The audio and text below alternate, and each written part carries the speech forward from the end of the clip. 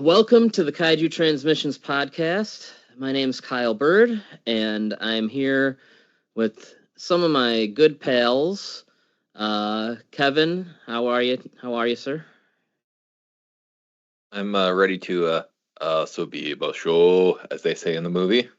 Okay. And then we have Lux Edwards back. Welcome back. Hello, hello. Translator's note. Tomodachi means friend. Well, that's good to know. Because, we're friends and it's good to have friends. Sometimes. Yes, sometimes. That's what these movies are telling us. So we're going to talk about the 20th Century Boys trilogy. First, I think I should mention that I'm pretty sure since the last time we recorded, we have lost the director and special effects artist, Yoshihiro Nishimura, who passed away a few days ago from liver complications, I believe. But he made a ton of crazy splatterpunk movies like Tokyo Gore Police and Mutant Girl Squad and Vampire Girl versus Frankenstein Girl, and effects work on a bunch of things, including the Shin Godzilla puppet that wasn't used. He was a producer on Jellyfish Eyes also. Yeah, whole bunch of stuff. People call him like the Japanese Tom Savini, which I don't know. I mean, they both do cool and innovative makeup things, but I think that's about it. But we lost him, and then on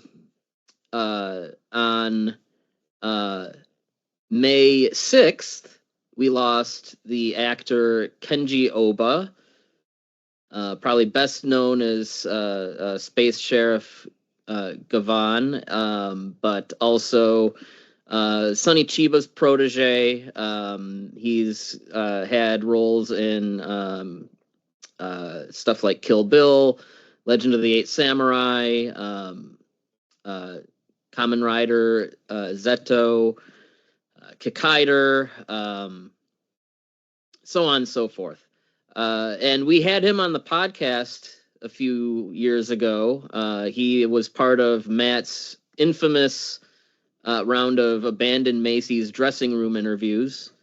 And both him and Sonny Chiba, who were interviewed in that abandoned dressing room, have now passed away.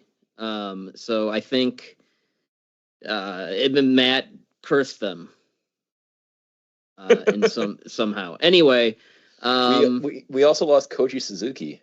Speaking of curses, yes, I was going to bring him up too.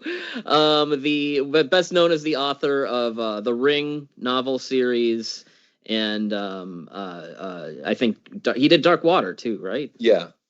And he passed away May 8th. Yeah, a lot of these guys that we've talked about on the show just have been dropping this month. It's very sad, I admired all three of these guys. But I don't know. I don't have much to say about it other than it sucks, and all three of them leave legacies and catalogs of great bodies of work that speak for themselves. Yeah, really sucks. Yeah, gone too soon on all counts. Oh yeah. None of these guys. Yeah, Nishimura was 59, Ohba was 71, and Suzuki was 68. So yeah, I mean these are fairly like too soon to go for all three of these guys.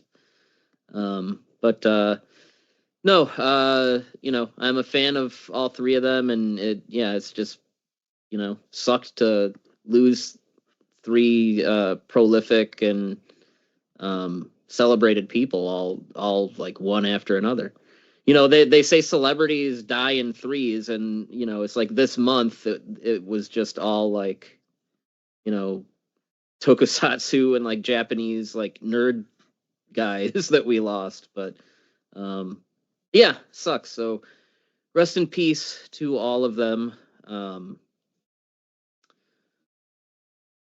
It stinks. But anyway, just wanted to get that out there because it's people worth celebrating, and go back, read Suzuki's books, watch some of the movies and TV shows that Kenji Ohba was in, and watch some crazy gory stuff Nishimura's done. Anyway, so we can get back into our main topic, which is the 20th Century Boys trilogy. So why are we doing this? I really don't have much of a reason. It was like a couple weeks ago, I was in the mood to watch like some Japanese sci-fi stuff, and I was like, I've seen everything so many times, like what's something I haven't seen? And I was like, these movies have always sounded interesting to me, like I'll check them out. And then I don't know, They have it was one of those Tokusatsu influence. They have giant robots. They're significant for the culture. Yeah, and then it was one of those things where it's like, well, if I'm gonna watch them, I might as well do a show on them, because why not? So 20th Century Boys is based on a celebrated manga, which I have not read, but the two of you have read, and I'm not familiar with this author, but I know that he is really, really celebrated. And I know 20th Century Boys is a sprawling, like it's an epic, and it's very, very highly regarded. So before we get into the movies, just maybe I'm gonna give the mic up so I can learn a little bit more about the manga and this author Urasawa. Tell me what the deal is here. Yeah, Naoki Urasawa, he's a author that has a long career, going back to the 80s, and he's been successful in Japan for a long time, but he kind of has a little bit of a career pivot in the late 90s, when he does two manga at the same time, actually, that were both very well received in the US and were kind of tonally different from the things that he was doing before that. Like before that, he was doing things like Yawara, which is about like a girl who's doing judo, and that was like a big a cultural phenomenon, like with the Olympics in Japan and things like that. And like a series called Master Keaton, which is about a guy who's mastering a whole bunch of different skills. But they were kind of not like sci-fi thrillers about nostalgia. And after Monster and 20th Century Boys, that I think he found his real groove, with that being a theme of his, because from that point forward, like 20th Century Boys kind of like uses a lot of pastiche of that like Showa era youth, pop culture science fiction stuff. Monster is more specifically about Osamu Tezuka's work. Then he goes from that into making Pluto, which is specifically a reworking of an Astro Boy storyline into like a Blade Runner-esque, like gritty detective thriller, because it's starring one of the minor characters from that Astro Boy storyline. And then since then, he's gone on to do Billy Bat, which is finally getting a US release now that Mickey Mouse is public domain. For many years, it was no, they can never release Billy Bat in the States because it is basically about Mickey Mouse. Most recently and most relevant for Kaiju fans is Asadora, which is kind of a post-war drama about a girl growing up dealing with Kaiju attacks. So yeah, he has a career he's really found a groove in kind of doing critiques of a lot of Showa era, children's culture, but also making them kind of like dark, investigative, procedural kind of dramas. And 20th Century Boys is is that, just from what I have gleamed, like it seems like that is like, considered his like one of his crowning achievements. Like, it's like how when you think of Alan Moore, you think of Watchmen. Like, I mean, it's up there. I think that 20th Century Boys and Monster are definitely like they go hand in hand. Yeah. And then probably Pluto right behind that in terms of the what people in the States would think of when you say Naoki Urasawa. In Japan, they'd probably still think of like Yaora, but that's just kind of a bit of a cultural disconnect there, because Yaora was never like a big hit stateside. So point is, people love this guy. And I don't know, like I was just kind of looking at, okay, what before I watch these, like what's kind of the general consensus? And we talk all the time about, like, I don't know that manga fans are the most reliable movie reviewers. I feel like anytime I try to look at, okay, what do people think about this adaptation? It's always people that are like, I read the manga and it's different and it sucks. And it can be something that turns out awesome, like, the Parasite movies, or something that I think turned out really not good. The Attack on Titan movies, like if you just look at reviews, you'd think those are like equals, just because like, well, I read the manga and it's like, oh, okay, guys. Yeah. People hate the that. Chainsaw Man anime for being different from the manga, and Chainsaw Man is so well handled. So, and just in general, I think like everyone's, I don't know. I feel like feel like most people say live action anime adaptations, but I feel like live action manga adaptations typically get roped into the same, like they just can never do it right and they all suck. And it's like, well, what about like I can think of so many. Like I mentioned Parasite. Like we'll talk about my feelings on these movies, but I didn't think they were bad.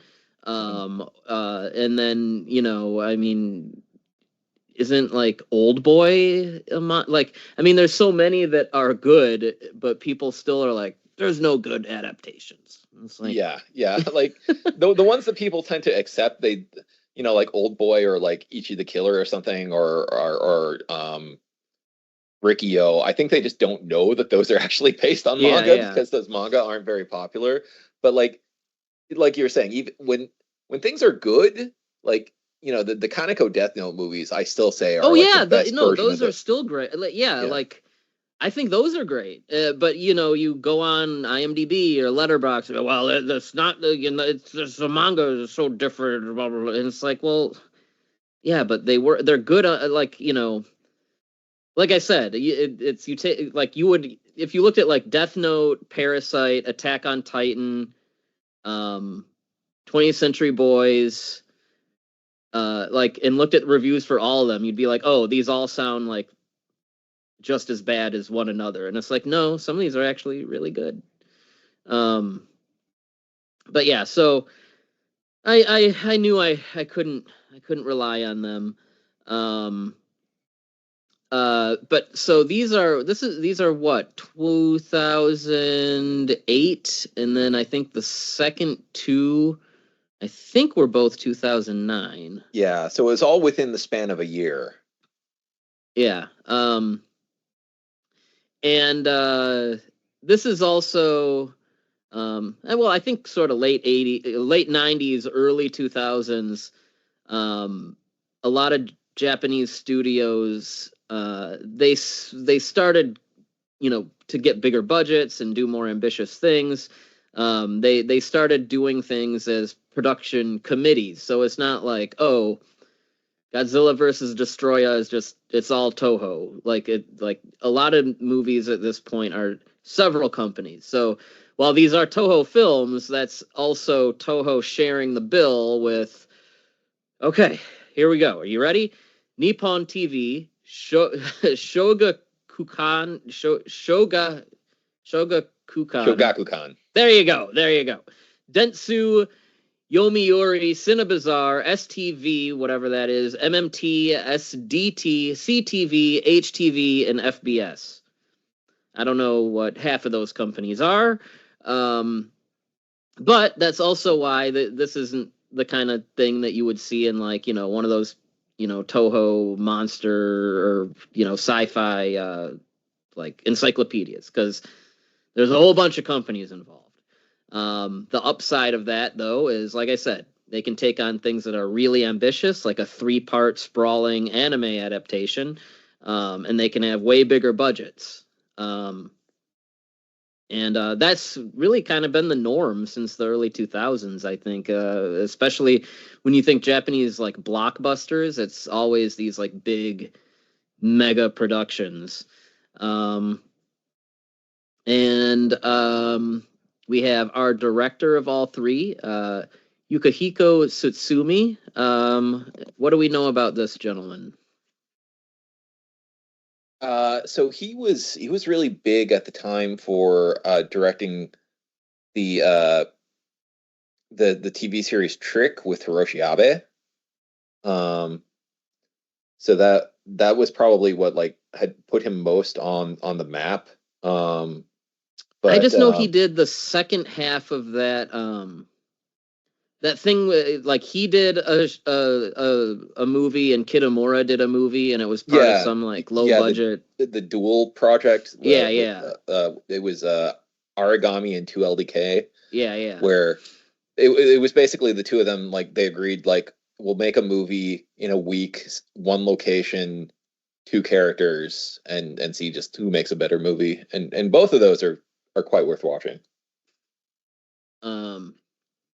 And we have our screenwriter, Yusuke Watanabe, who is kind of a go-to guy for manga adaptations. He also did the Gantz films, the Attack on Titan movies, the live-action Gatchaman.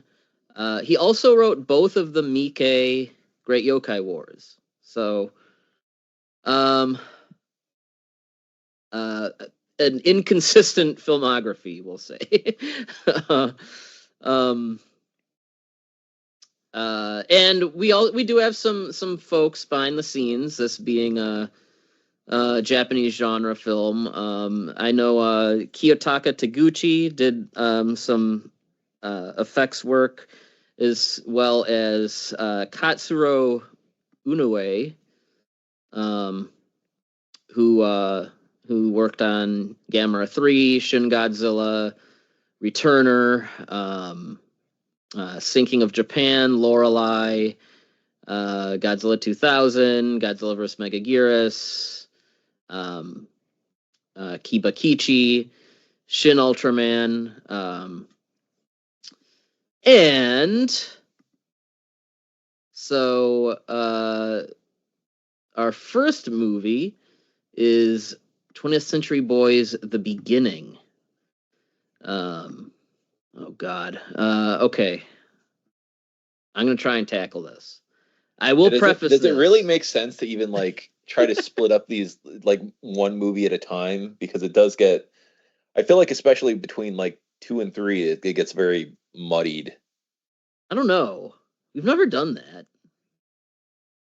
That's, well, okay. So, I'll just start with, like, the general premise. Now, I am going to preface this by saying, folks at home, these movies were challenging for me. There's a lot going on, and I didn't always understand what was happening. So I think I'm gonna try with the first. I'll just try with the first one. We'll see how this goes. We'll kind of wing it, okay?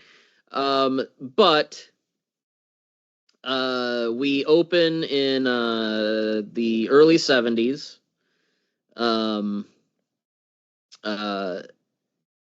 And see, I'm already messing this up. When does this start? It's the 60s, right? It's in the late 60s Okay. and runs into the early 70s. So For- Yeah, like basically, technically it starts in the early 70s, the scene in the middle school. but then it flashes but- back again.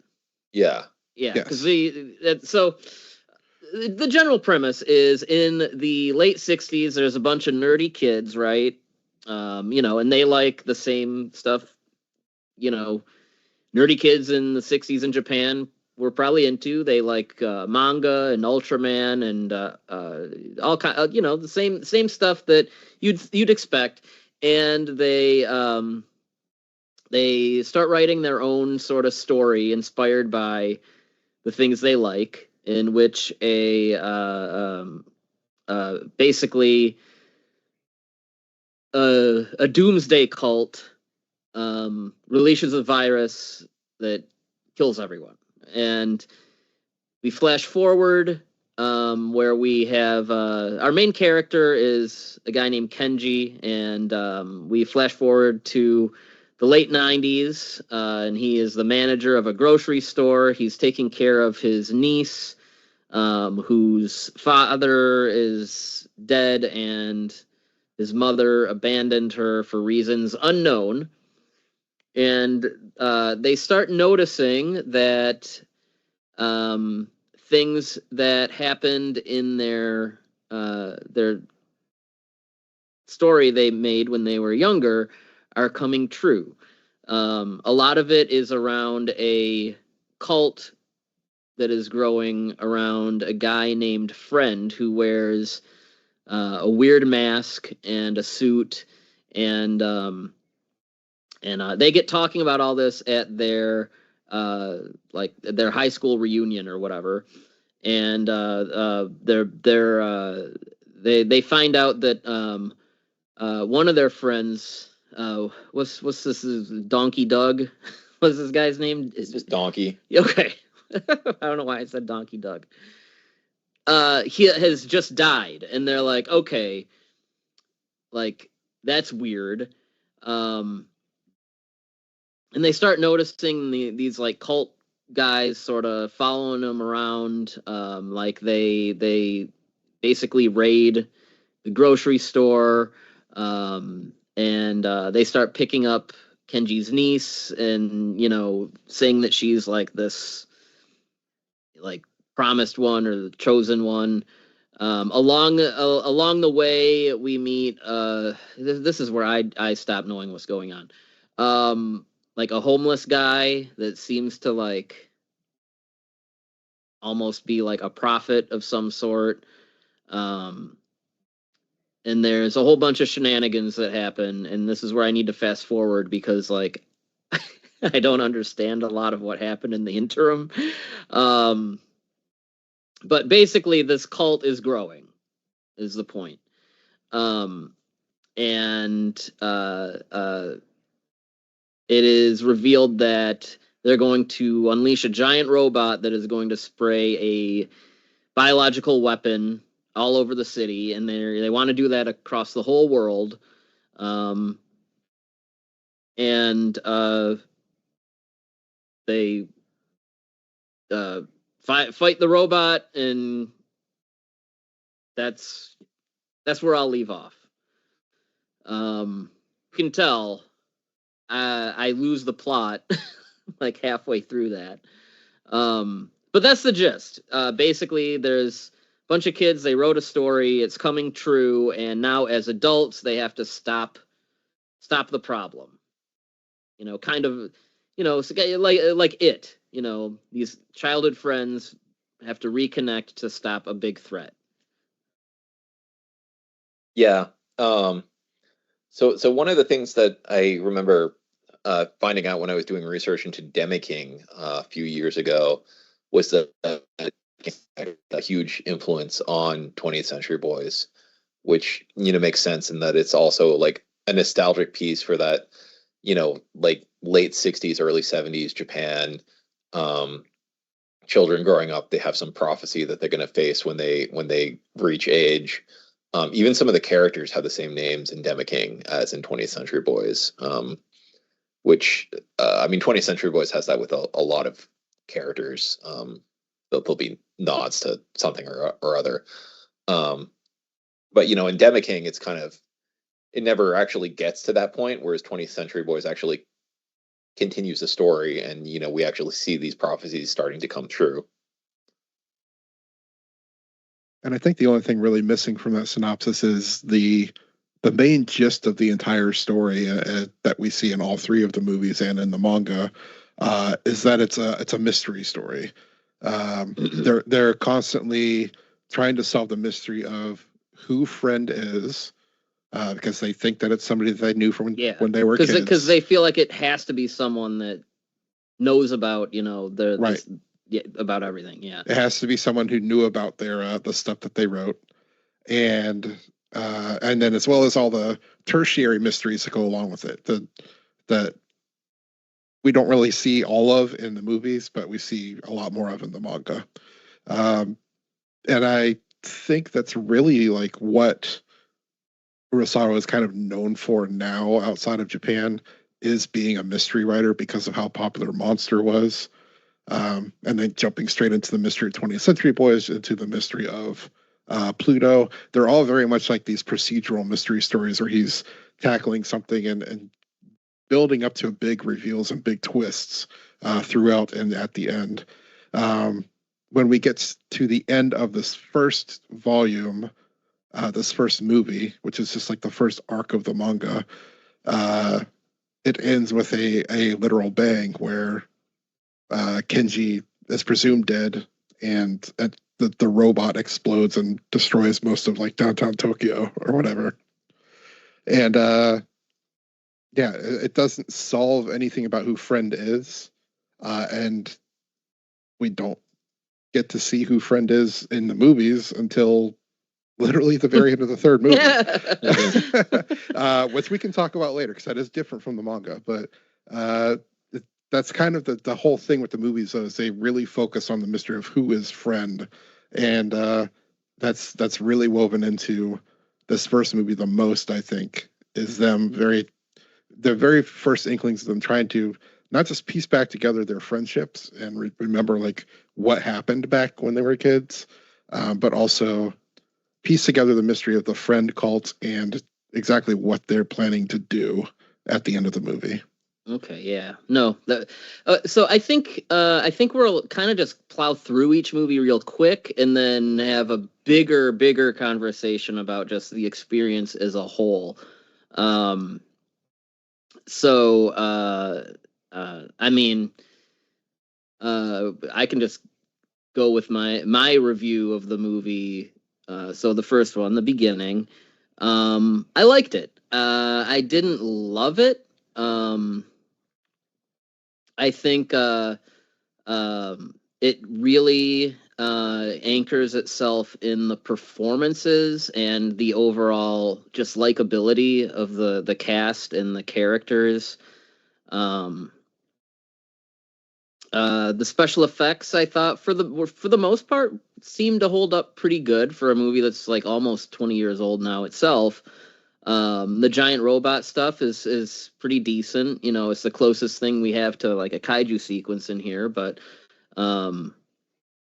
but yeah, where I'm still like, huh, is like those tertiary elements from, you know, I'm assuming the manga that come in, and I'm just kind of like, I don't get it. Like, what's the deal with the homeless guy? He's a homeless guy and he can sort of predict the future. Okay, but or at least the imminent future. But like, he's introduced in this film almost like I'm supposed to know who he is already, and I'm like, wait, who is this? Why can he predict the future? Why does he know so much about everything? And I mean, that's a microcosm of kind of like my experience with all of these. I don't know. I'm definitely skipping ahead in terms of like, I guess, takeaways, but it almost feels like I don't think this is what they did. It would be crazy. It almost feels like they filmed the whole manga and then just cut out all the things that were not the most important things. So you're just stuck with a story that's just the most important parts of something, and you're not getting, like, I'm sure someone might have noticed by now that the only character name that I really have said more than once is Kenji.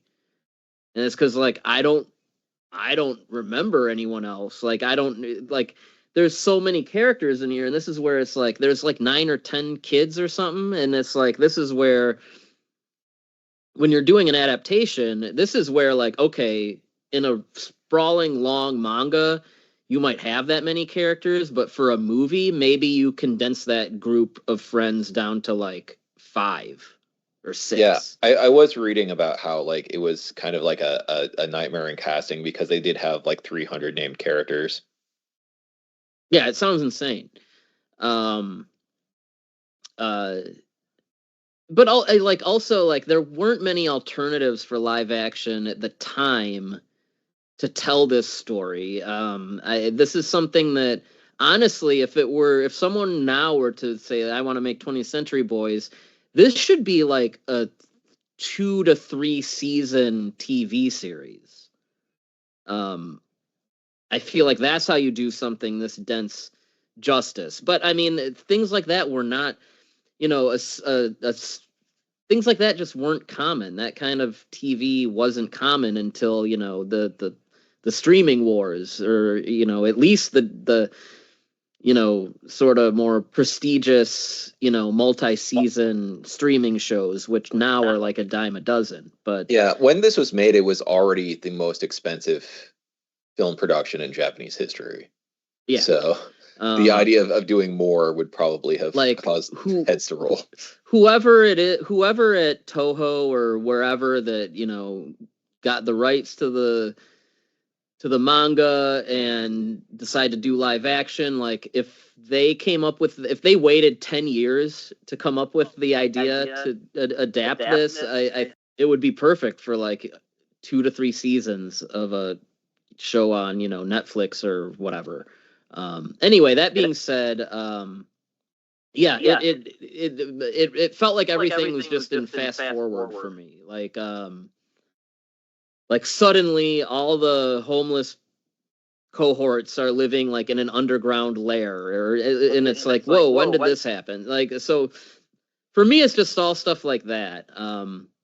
Now, this first film is the most straightforward one, I think. My confusion is going to get a lot worse as we go on. But that's just kind of my overall takeaway of this one. But yeah, I'm happy to pass it along to Lux. Well, let's hear from you. We've haven't heard a lot out of you yet. So what did you think of the first film? Just a quick like recap here, just so people understand my relationship with this material is going in, I was really only familiar with Monster and Pluto, just because I had read Monster and watched the anime after that, and then I had seen the anime for Pluto and read it afterward. So going into 20th Century Boys, I was really excited because I love both of those things. So I was ready for to see like what this big thing was that he was really most known for, other than those two. And to say I was disappointed would be an overstatement, because I still think it's very good, but I personally don't connect with it the same way as the other two things I've mentioned. But if I'm going to connect with any of it, I connect most with this first chunk of the story, which is just them, this bubble of them trying to figure out what's going on and leading up to this big climactic event at the end. If I had to compare like the whole trilogy to anything Western as far as adaptations go from something that's really beloved, I would compare it to the Hobbit trilogy, where the first movie is the one that's most faithful to the source in many ways. And in that being so faithful to the source is the one that I kind of like the most. Whereas as you go further and further, that gets loaded and blown out into stuff that is very different from the source. So you have I personally had a harder time connecting with the second and third movies because of it. So I guess like you were talking at the top of the episode, I guess I'll be the toxic manga fan here because I just wasn't digging it very much because of how much I enjoyed the manga. Well, it just depends. I brought up the Attack on Titan movies, which I don't like. I think there's cool effects and stuff, but like my problem with those isn't that it's not following the anime or the manga. It's just that they're not telling a story very well. Right. And to speak specifically to my problems, like with this movie and all of them in general, outside of not being faithful to the manga as they get further in, this one is the one that is the most faithful to the manga, like I said. And that becomes its biggest weakness because, like you were describing, how it felt, Byrd, is exactly how it is. This movie feels like they took the entire, this portion of the manga, filmed all of it, and then cut out all of the portions that had all the connective tissue leading up to the big moments so that you have none of the buildup to any of the climaxes. It's like you're only watching you're only seeing events. Exactly. You're only seeing the main events of this arc, and you don't get any of the background to it. And they try to smooth that over a little bit by changing a few things with relationships between characters, and they do cut out a bunch of characters. So they do try to fix that, and it works somewhat because it still feels like a cohesive movie to me. I still like the movie a lot, but it's very difficult to understand what's going on without any of that knowledge of the manga. So I very much empathize with your experience. Because had I not read the manga along with watching it, then I'm sure I would have been completely lost. Even just watching it, I was like, "What? How is somebody supposed to know what this character's motivation is before this scene?" Because it's just coming out of nowhere. Yeah, this one was the most straightforward to me. Like as the story moves along, it gets naturally crazier, more outlandish, more convoluted and complicated. But I don't know. I know Kevin is a big fan of these movies, so let's hear from him. I don't know. I'm assuming this is, he's seen these multiple times at this point, and it seems like they hold up for him. Yeah, Kevin. Where are you on all this? You know the manga really well. I take it. So you're not. I mean, I don't know. Like I read, 15 years ago, over 15 years ago. And it's one of those ones where I remember the broad swaths of it. But I think I was introduced to the movies and the manga. Well, I guess technically I was introduced to the manga way back in the early 2000s, but I didn't really read the manga properly, in whole, until around the time when the movies came out. So, maybe it was because I was going through both of them in tandem that I never really had a problem or a disconnect with the movie adaptations. They change a few things. There's a few characters like the manga writing duo, you could have snipped them out of the movie and not lost much. Yeah, those guys show up in all of them, don't they? Yeah, they have a couple scenes in each one, and yeah, each time you're like, why? But why? it's good world building, but they're not meaningfully contributing to the overall storyline. So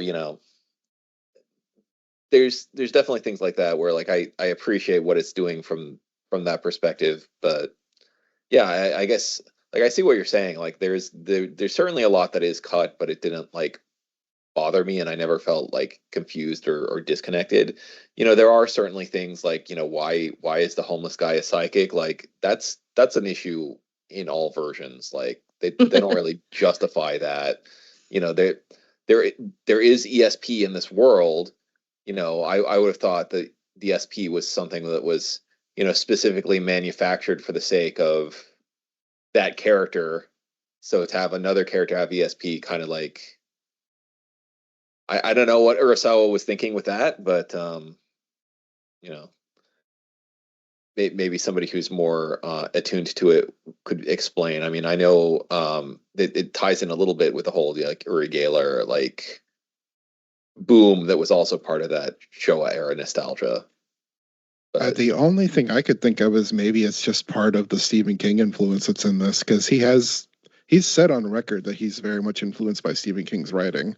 So it's very obvious that, like Byrd said, there's some DNA from it in this story where it's going from back and forth from the kids to them as adults, and the story is kind of progressing in both time periods in parallel. But we also see a lot of like psychics in Stephen King's work. So we get people like this old guy, and then he also recognizes that Kenji's niece Kana has this gift as well, even when she's a baby. So it's kind of like The Shining in that aspect. It's funny because this is jumping ahead to the I think the second one is a little, but when I remember as much as I love Kubrick's version of The Shining, one of my things about it has always been like The Shining itself, like has barely anything to do with the actual story, and I was just thinking about that because when I was like, there's this reveal that she has ESP, and it like just doesn't go anywhere, like it doesn't mean anything.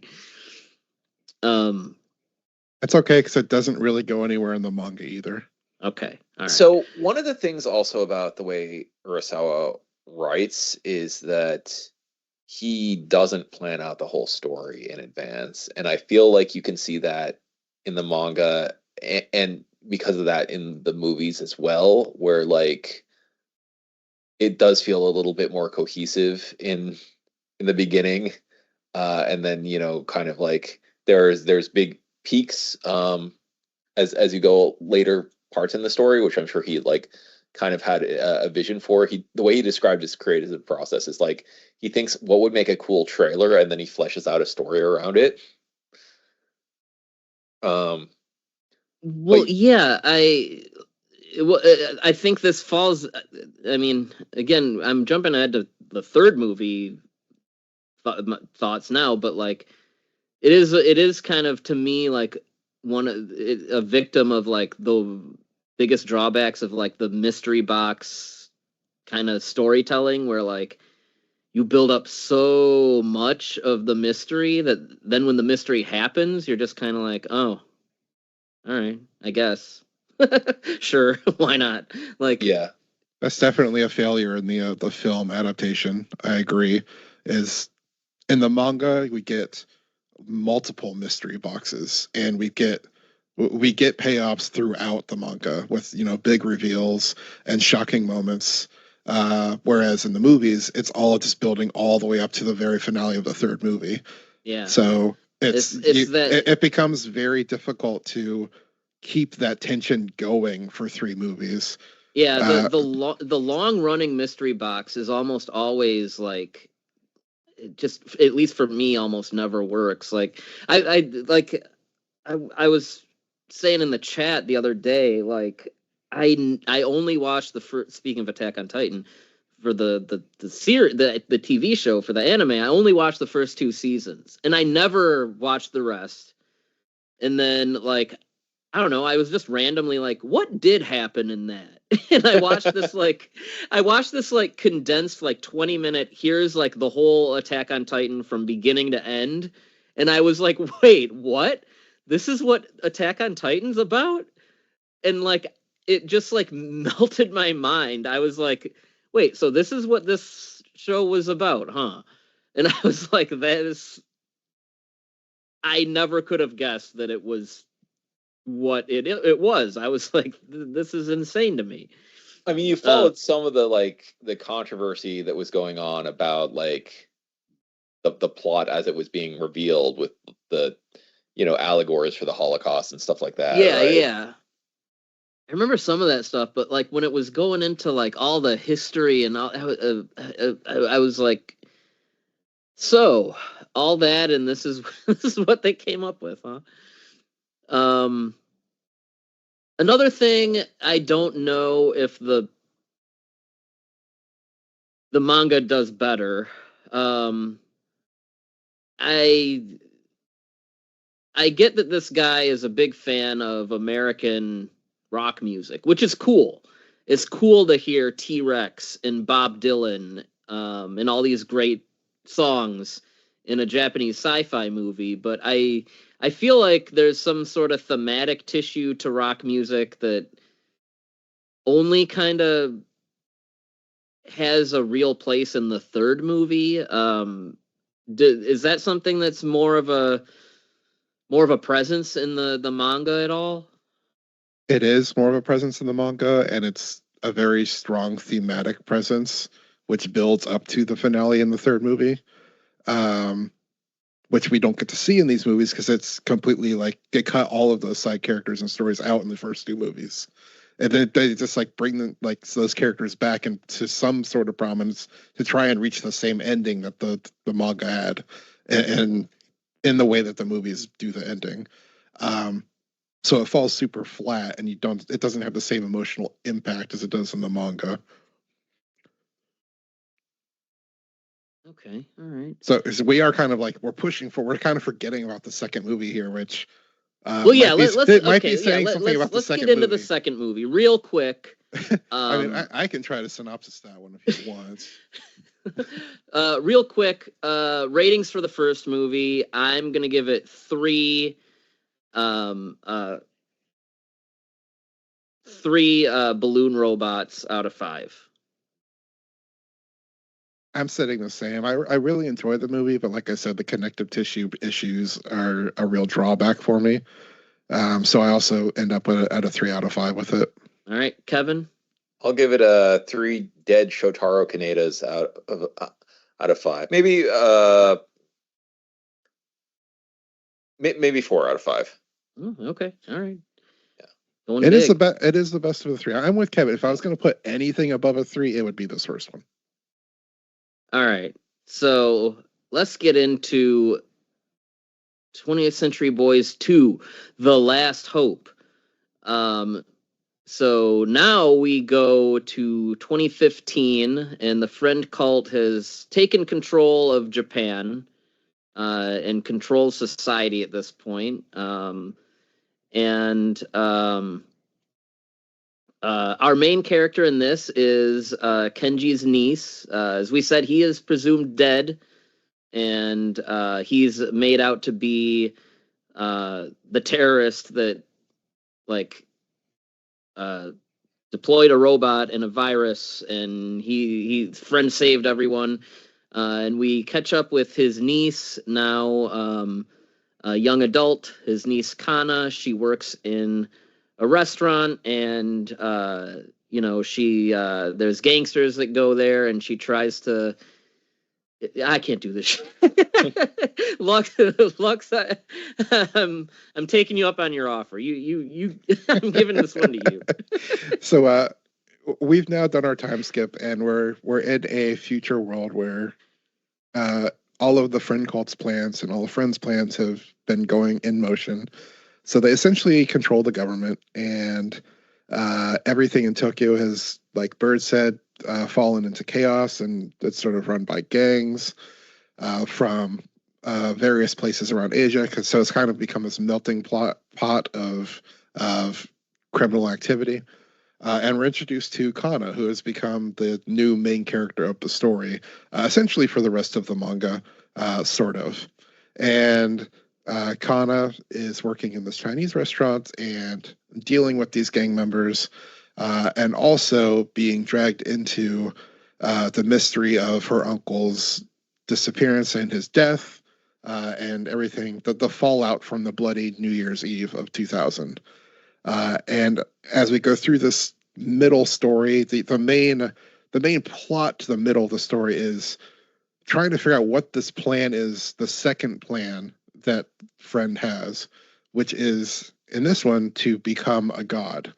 In the second movie, his plan is revealed that in his new book of prophecies, he is going to elevate himself to godhood. And the mystery is trying to figure out what that means, and then also how they might be able to stop it. So we've got Kana on one side of things, dealing with the gangs, dealing with police officers, dealing with corruption within the police because of Friend's influences within the police force and politics. And then on the other side, we still have the now older characters from the first movie, the ones who have survived and are part of underground resistances, who are still trying to stop whatever's happening with the Friend cult, including, and probably the most important one that we see the most of is Kenji's friend Ocho, who is also known as Shogun. And he's been, since the events of the first movie, and he escapes from prison in this one and is on his way to Tokyo to find Kana and help Kana stop Friend. By the end of the movie, we find out that Friend's plan involves him staging his own death and resurrection, and that all essentially that comes to pass. And that's where we end the movie. Is Friend's plot. Friend's plot comes to fruition. They aren't able to stop him from staging this, and Friend becomes a god in society's eyes, as well as unleashes a virus again, but this time it destroys essentially most of humanity on the planet. And this one, I mean, that's as succinct of a synopsis as you're going to get, because this one, I think, is bursting with even more ideas and subplots and side characters and stuff. And this is where this is where I started to feel lost in the sauce. We didn't mention the first one has this police guy that's killed, and then pretty much only to set up his grandson being a detective now in the future. But like, this is where, like, it's just as an adaptation, it's like we don't even need to know who this guy's grandpa is. You know, I'm sure in the manga it's a bigger deal, but yeah, I mean, I would argue that it demonstrates that, like, this cult has already at this point, like, infiltrated the police, and they're kind of powerless to do anything about it because, you know, when the good cops try to look into it, they get bumped off by the dirty cops. But that's also something that's like, because I mean, he's like the good one, right? And but like, again, having not read the manga, like, I mean, he just like meets Kana and she's like, oh yeah, my uncle is actually a good guy, even though, you know, everyone that you've ever talked to in your life says otherwise. So it's like, you know, he just kind of believes her right away, and then is like, yeah, I want to help everybody, and I don't know, it's like what would have convinced him? Like, a whole lot of stuff would have convinced him if it wasn't cut out for the movie. Well, yeah, like, that's where my head is at. Same with like the two, like the Thai and Chinese gangs, like, you know, they both like are at an altercation outside the restaurant, and Kana's like, hey, you guys sit down and like, here, let's eat. And they're like, oh, we like each other now. It's like, so my read on all of this is that Kana has been engineered, like, from conception to be this like great leader of people, this, you know, savior, this, you know, persuasive, you know, deity like figure, you know, by her father, basically. That, like, this is part of her blood that's been cooked in from, like, manipulation on the genetic level or something. Well, is there a reason in the manga that these guys decide to partner up beyond just like, we like this girl and want to protect her? Yes, because that leads into my biggest issue with the changes made in this, is that in cutting out everything, they chose to cut out all of the stuff that was literal world building, as in anything outside of Japan, and kept the story centered entirely on the Japanese characters and everything going on in like Tokyo. So the actual plot of this arc in the manga isn't so much sort of in the same place, but the actual plot that they're trying to stop is to stop Friend from assassinating them. And that's where we draw in the church. So we have the priest character, as well as Kana trying to stop the Pope's assassination by going to the gangs, because they're the only people that she knows she can trust who haven't been infiltrated by Friend. So she uses her influence that she kind of started at the beginning of the movie there, and we get to see gang violence and talking to the two leaders. She meets with them again later and has them put their differences aside so that they can all stop the assassination of the Pope. This also involves a character was cut out entirely, which is a priest from Italy. So yes, there's a lot there that's left out of this, which I think is a detriment to this.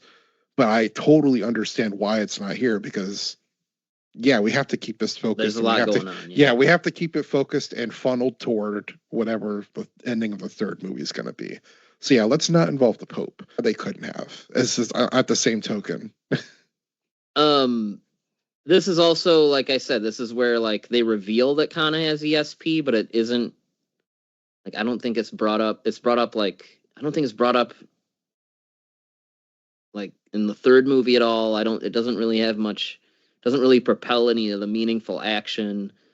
This is also where they send her and her school, her classmate,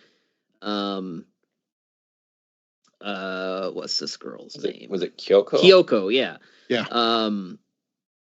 To this like basically conversion camp, Friendland, and they put them in like a reality simulator, but it puts them in the past for some reason, and they can talk to people in the 60s. Like she can talk to her uncle.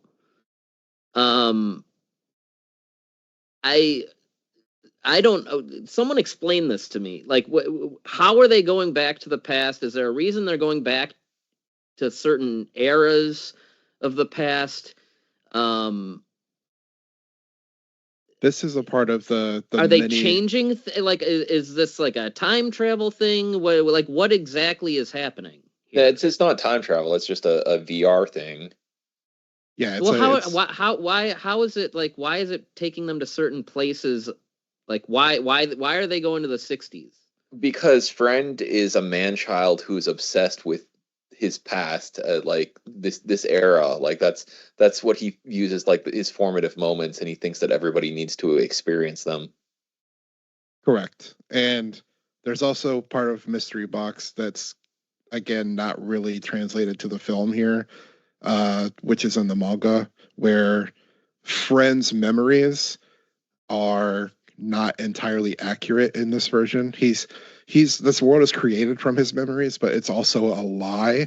It's like a purposeful misconstruction of his memories in order to divert people to be more like believers in Friend, but also in preparation, knowing that Kana or anybody else might end up here, for them to not be able to figure out his identity, and also for them to encounter his scheming, his plots. It's built in so that he can keep them from stopping the new book of prophecies that he's written.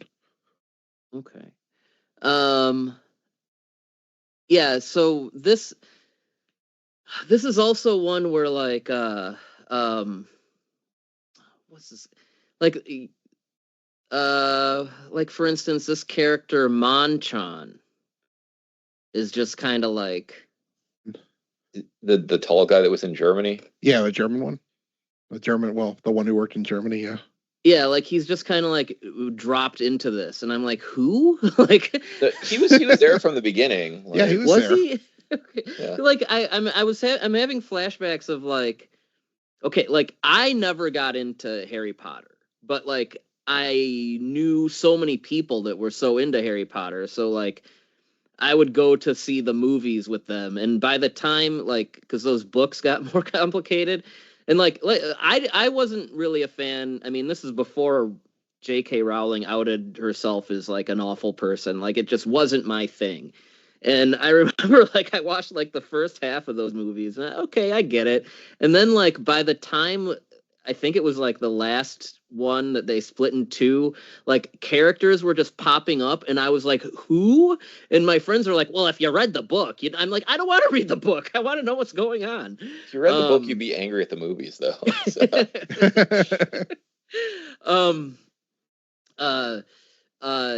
But yeah, I think the other big reveal in this is we still don't know who Friend is, but we meet someone who is basically like his accomplice or like his sidekick, and that gives us also more context into what freaked Donkey out in the flashback that we saw in the first movie, which is like they basically like tricked him into thinking he saw like a dead body. But that's where we get introduced to Yamane. Is that who you're talking about? We have two sidekicks actually. Yeah, we have Yamane and then Sadakio. Yep, yeah. And this is another thing where like it's a subplot that I felt was kind of rushed with the one guy like going back to the childhood home that's been converted into the Friend Museum, and he burns it down and all that stuff. That's another one where like this character is just kind of like thrown into the middle of the movie and takes up like a half hour where he just freaks out about everything, burns a place down, and like that's it. I wish it was a half hour Byrd, because my problem with Sadakio in this movie is that he's only in it for like not even 15 minutes. Well, yeah, no, you're probably more accurate. It's just these are long movies. Yeah, I timed it because I was pissed. This is part of the manga that was really good and really well written, but it's all cut out for this 15 minutes that essentially doesn't even need to be there anymore, other than we needed to mention Sadakio. Again, this is something where like this might have benefited like either this is where you could either like save time and focus more on other things by scooping that whole part out completely and focusing more on the characters or something, or combine a couple characters or like, I mean, in the adaptation process, like those are the kinds of decisions that you need to make, and I feel some like just from how these movies are plotted that they're afraid to do as much of that as maybe they should.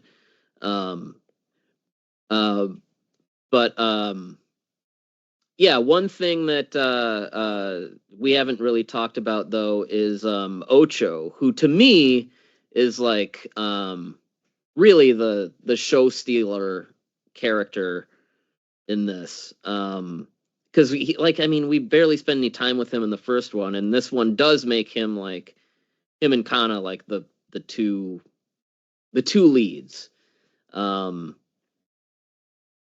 I feel like they build up to him well, because like in the first movie, for a good chunk of it, you kind of think that, well, maybe he's Friend, because times he's like one of the leaders of their little posse, right? And then he's kind of absent through a good chunk of the and in the first, don't they say in the first one that he's one that like kind of went AWOL and just kind of like basically like dropped off the face of the earth, and for reasons that we don't know, which we do find out later, but he's sort of exiled himself from society almost.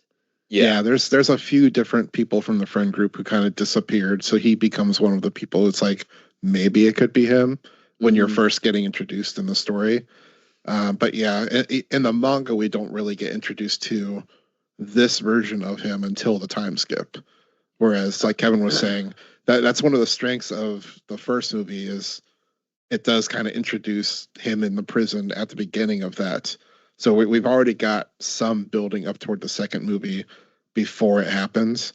So I think that is handled a little bit better here as an adaptation.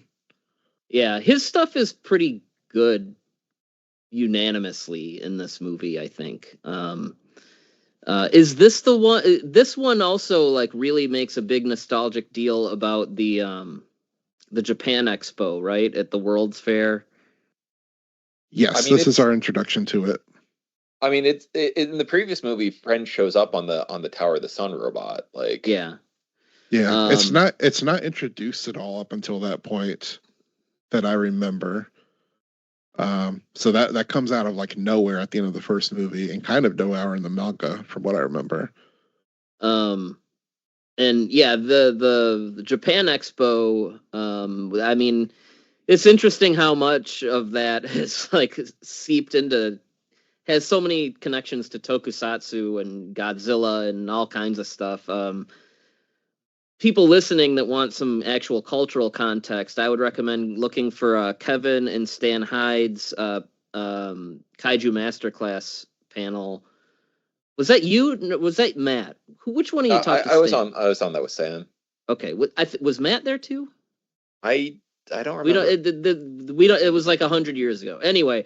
But Stan was there, and they talk about all the connections to Godzilla, and obviously Gamera versus Jiger and all that. And yeah, the Tower of the Sun sculpture was like the big icon of Japan's whatever the part of the World's Fair there, and that was designed by Taro Okamoto. Who also designed the aliens from Morning from Space, which me and Lux talked about. And yeah, there's all kinds of connections. Yoshimitsu Banno, Akira Ifukube, Sakyo Komatsu, all those guys were involved in some way. So anyway, a lot of really cool history that we don't have time to get into. But check that panel out because it's really interesting that... there's so much nostalgia built around this one event. But anyhow, but yeah, the whole thing with the conversion camp stuff, that's another thing that I felt like, would have been cool to spend a little more time in. And we do meet up with the psychic bum who has not aged. Why doesn't he age? He's only like, what's going on here? All the other characters age every time. What's this guy's deal? You mean just because they use the same actor? Well, like everyone else is like they look older. Like the actor is like. They. I guess he was already in old man makeup, so like. Yeah, he was already old. Can they put like older man makeup on him? I don't know. It looks like he's just always been old. Maybe that's it. Maybe he's one of those guys like Tommy Lee Jones, where it's like you just feel like he's just always been old. Anyhow, we also we get a little bit more about Kana's mother. We get even more in the next movie, but this one, I think this is where they kind of get into like what she's up to, right? Like sort of what happened with her. Yeah, movie, there's a bit of that in this one. Yeah, this movie and the manga, we get the two big things with Kana is one, she finds out that Friend is her father in this part of the arc. And then also at the end of the arc, she goes on the search to find her mother and finds out her mother is like still alive and kind of like what her mother has been doing, which her mother engineered the virus that killed everybody. And they this is also the one where they go they talk about seeing Son of Godzilla, right? Yes. Yes, because that's relevant to the way that her mother feels about her relation with the creation of the virus. Yeah, was it her mother and her father that she says they went and saw Son of Godzilla when she was little? It's her mother and her uncle Kenji. Oh, okay. When they were kids. Yeah. Because essentially the relationship that her mother has with Kenji is she raised Kenji. Like Kenji's mother wasn't really a mother to him. She was the one who was essentially his mother and taking care of him as a kid. Yeah. So that's why he's so close to his sister. But yeah, when like her guilt with the virus, she keeps saying like, "I'm Godzilla. I've killed. I'm a monster, basically." Which is funny, like considering the Son of Godzilla is her reference point for that. Yeah, I don't think Godzilla kills anyone in that movie, but okay, sure. I find one of my favorite references that I don't think is seen in the movie, but really should have been, because it helps you understand Friend's motivations.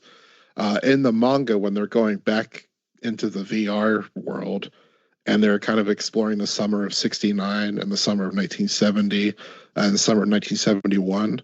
The summer of '69, there's the Apollo 11 landing, which their friend Donkey is like really interested in, and there's this one of the reveals that we get in the summer of '69 is like how interested Friend was. We don't get to see his face, but he's there. Like we see his torso in the speech bubble talking about it, and he's like, "Well, it was really cool, but I feel really bad for Collins." It's like Armstrong and Aldrin got to walk on the moon, but Collins, he was stuck in the orbiter. It's like they mention Collins. Yeah, that's all in the movie. Oh, is it? But I mean, I don't know that it's delivered in such a detailed monologue, but there is a part where Friend says something about Collins. He feels like Collins or something. Yeah, he feels like Collins, like he's on the outside of the Friend group. He was just sort of there watching from the outside. And this is also where we see more of these flashbacks of like when they're kids, and there's the one kid that steals, like, speaking of references, like basic inked version of like a pin from like the Science Patrol and Ultraman. And he wears a mask that looks a little like Ultraman, but Kevin pointed out also like National Kid, which was another manga superhero of the time. Yeah, I mean, it's pretty obvious, I think, in this movie that they're like, okay, this weird kid that you never see his face, like, this is obviously who Friend is. Or is it? Or is it? Yeah, because we get multiple. We'll talk about red herrings. Yeah, we get multiple different masks worn and different red herrings thrown about which one of these people may have been involved and who they are. So this is the second one. This is also where we have like we have some flash forwards of this one of Ocho in prison with the one manga artist, right? I know I think we do, because I think the next one starts with them like going over the wall or whatever. Well, no, that's different. Now you're conflating things. See, I don't know what I'm talking. I warned people I did not know what I was talking about. Yeah, the flash forwards were in the first movie, and then this movie, the second movie, has them escaping from prison. Okay, which is a whole thing in the manga where they're comparing it to like The Great Escape, the movie, which is lost here because I kind of cut out the entire prison escape portion of the manga.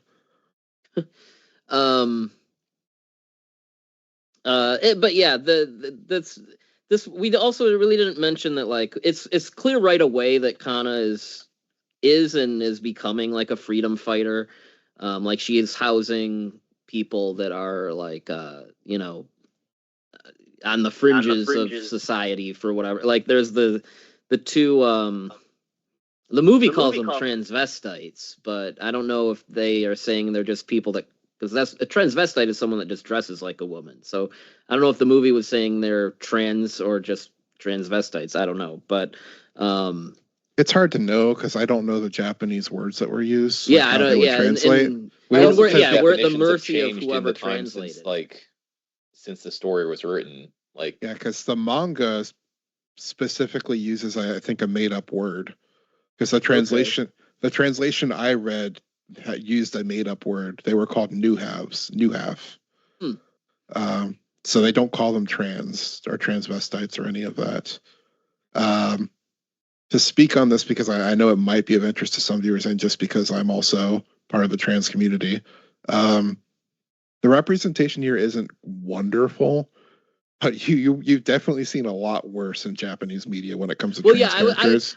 I was gonna say that too. Like this isn't great representation, but it's way more positive than I would expect from anything Japanese, especially something from Japan that's like almost 20 years old now. Yes, I think if I was going to rate this on like some sort of scale as whether it was really good or bad representation, this kind of leans closer to good than bad. The movie itself doesn't really make them into any it doesn't really treat them like as lesser or anything. Like they're just treated, they're presented mostly just like regular people. Like there's kind of the recurring gag about like the one forgetting to like with the underwear showing or whatever, but like they're kind of just shown to be like normal people. Whereas, like we're supposed to get really angry like when they meet their fate. So yeah, I think the movie and the manga, the movie essentially adapts the manga fairly well. It could have been deeper in so that the climax of that particular little mini story would have hit harder. Well, yeah, those are characters I actually would have liked to follow a little more. Yeah, that character's demise hits a lot harder in the manga because you got to spend a little bit more time with them, and there's more nuance to that particular storyline. I liked both of those characters too. I even liked the weird sort of like almost flirty relationship the one had with the cop. Like, it's actually like pretty charming. You know, I would have liked to spend more time with that. Yeah, if I was gonna say negative things, the negative things would just be the choice to make them both very clocky, which would mean they both. You can see how masculine they both are, despite them wearing feminine clothing and presenting as feminine people. And then also, like you mentioned, there's some jokes thrown around where maybe one of them will refer to the other with the he/him pronouns, and they'll like talk about forgetting things that would be feminine, like you're forgetting to cross your legs. Doing things that there's or like one of them I think at one point tells the other to man up, and it's like, no, I don't like that. But those are very small things to complain about within the breadth of how positive the representation actually is across the whole story, this portion. And like Byrd was saying, one of my favorite things is how this police officer, who we kind of see it in the movie, but there's more of it in the manga, starts off like he misgenders them and he's like suspicious of them, and he doesn't really understand them as well. But by the time they reach the climax of the story, he's like very much friends with them, and he's hanging out with them, and he's treating them like women and equals, and they're just people, just like him, and they're just hanging out, drinking, having a good time, and they have a really good moment.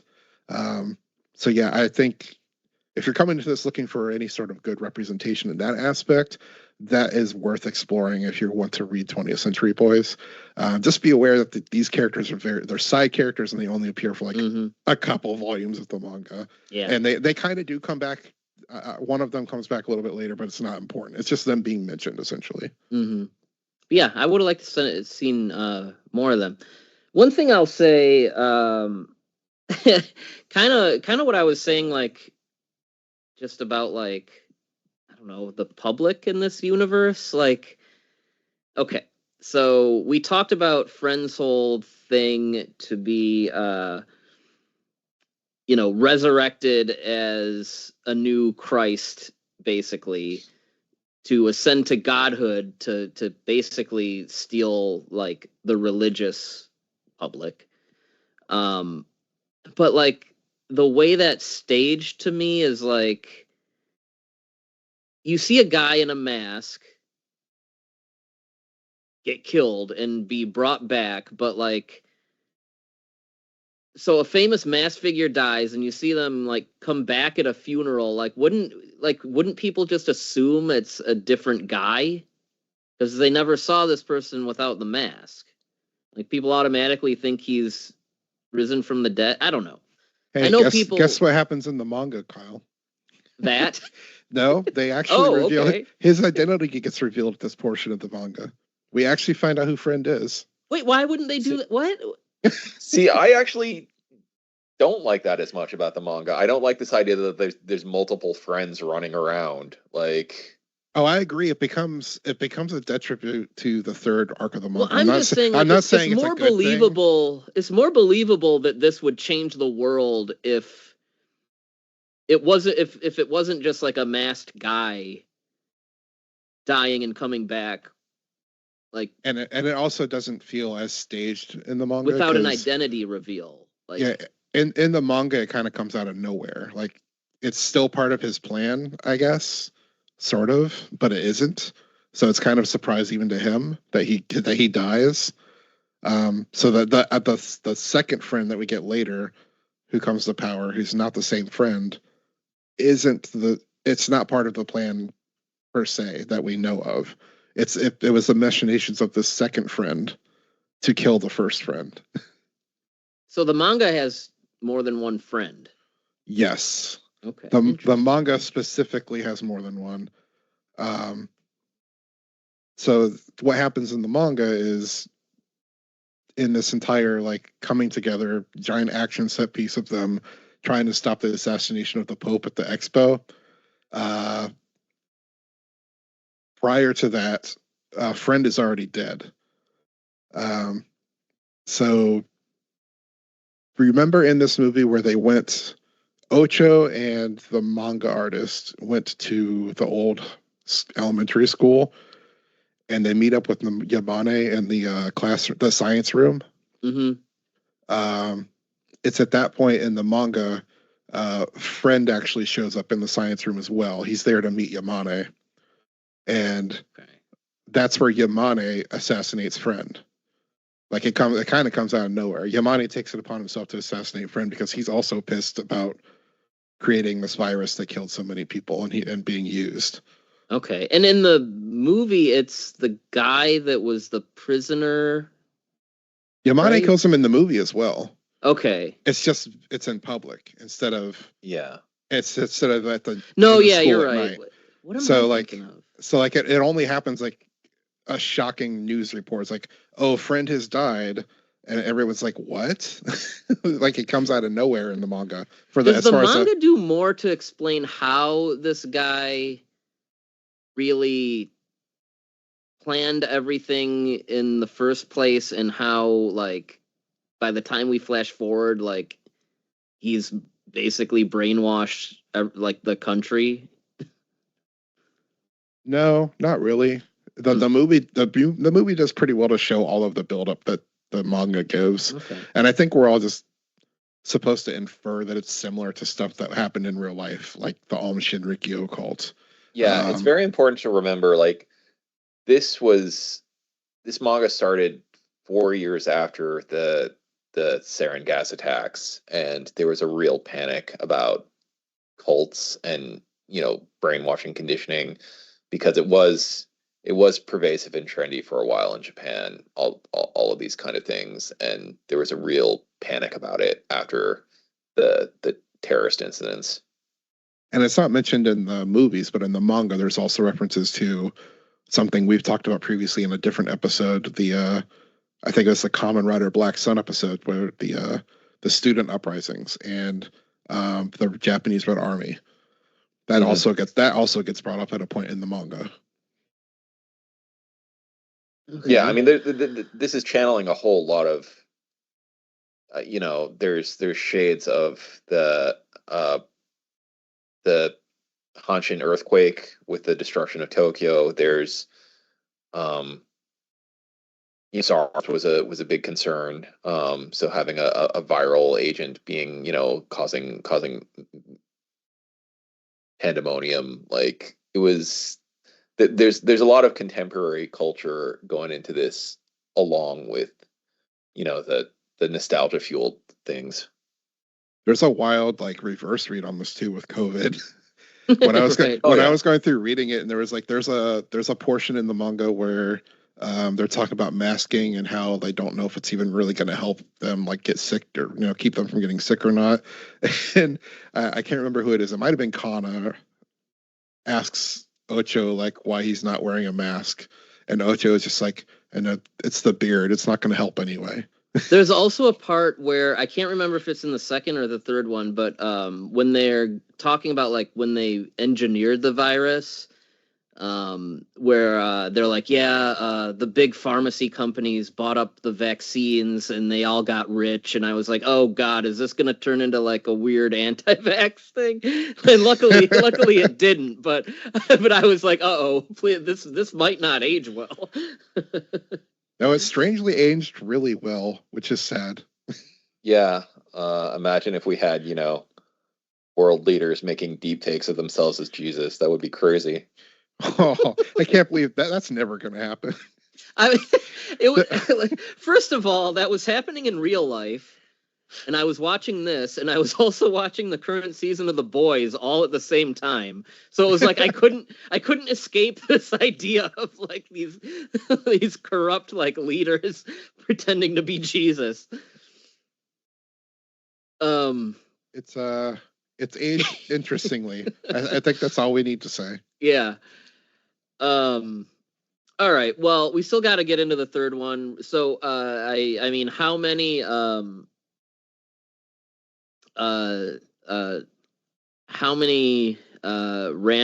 ESPs do you give the second film? I'll go with a 3. I'm sticking with a 3 for the second. I'm also going to stick with 3 Kana punching police officers in the face out of 5 because she hates cops. There you go. It's just it's enjoyable, but it's especially for a schmuck like me, it's still a little convoluted. But there's a lot to like there. Ocho is that's my guy. Kevin, what about you? Yeah, I really liked the addition of an additional time period. We were already kind of going back and forth between the late 90s and the late 60s, and now we have a third time period put into the mix, and it's still like there's distinct fashion and things to make you just look at any still and you can get a sense like, oh, okay, this is the one that takes place in this time. I like that kind of conscious effort, and for this they didn't have any reference for what 2015 would be like, right? So yeah, that kind of like sci-fi element I enjoyed. I think I enjoyed it as much as the first movie. So yeah, I'll stick with 4 out of 5 freakouts when somebody mistakes your Gigantor for a Gundam. I forgot about that. That's actually I forgot about that too. It's my favorite scene in the entire. Yeah, it's like a little ornament on his rear view mirror. And she's like, "Oh, well, I like your Gundam." And he's like, "What are you talking about?" Tetsujin 28. Yeah. Don't touch it. That's the Tetsujin. You don't know anything about robots. Shut up. Which is all right. To say one last thing before we move on. That's another thing we kind of lose, sadly, in this adaptation is the development of the robot itself gets like entire scenes. Like there's one where everyone in the friend, like all these lackeys in the upper echelons of the friend group are talking about like how the robot should be designed when they're kidnapping the scientist to build it. And it's a lot of talking about like, oh, well, we think it should be piloted. Oh, we think it should be remote controlled. And there's lots of references to, again, stuff that like Gundam and then also Giant Robo and Tetsujin 28. Because they're trying to narrow down both what realistically they can create, but also what they think Friend would want to see. Because they're the one side who's like who has the argument, like Sadako has later, who think he would want it to be remote controlled because it's cooler to like have him like stand on the shoulder or just remote control it from afar, which we do get to see. He's like standing on the shoulder at the climax of the first movie of the monument thing. So that DNA is in there, but unfortunately we miss out on some of that in the movies, which is sad. Yeah, like the third movie does have a little like a lab scene with Yabo and Mambo like talking more about like the UFOs, but yeah, that I mean it's not a necessary scene, so it's fine that it's cut, but yeah, it is nice flavor. Again, it's just like these are already 3 very long movies, so it's difficult thinking about what is cut out, but also like sometimes it's necessary. Yeah, because they had already. I mean, she does show up in the first movie, but they essentially cut out the professor's daughter, who they had already like kidnapped and brainwashed into the cult. But yeah, we don't even really see the professor until the third movie, the guy who built the robot. But yeah, anyway, let's proceed into the third movie because it's a mess, isn't it? 20th Century Boy 3, Redemption. So now we are in the faraway future of 2017. And the last movie kind of ended with friends, cohorts releasing an airborne virus in like every major city. So a lot of the portion of the world is wiped out, and Tokyo is closed from the rest of Japan. It's got a big wall around it. Ocho and his manga artist buddy have escaped prison. He climbs over the wall and he tells his manga friend, like, go draw comics, like, don't follow me. He finds Kana, who is a lot more cynical and more militant. She has her group, which I forget what they're called, and then this is where some of the supporting people from the friend group do a little more. And we haven't talked about any of these guys when we talked about the last few movies. But Yoshitsune is the guy that in the last movie, we didn't talk about this, that he works at Friendland and he has like an underground lair of like rebels, basically. And he has like a softer rebel group now.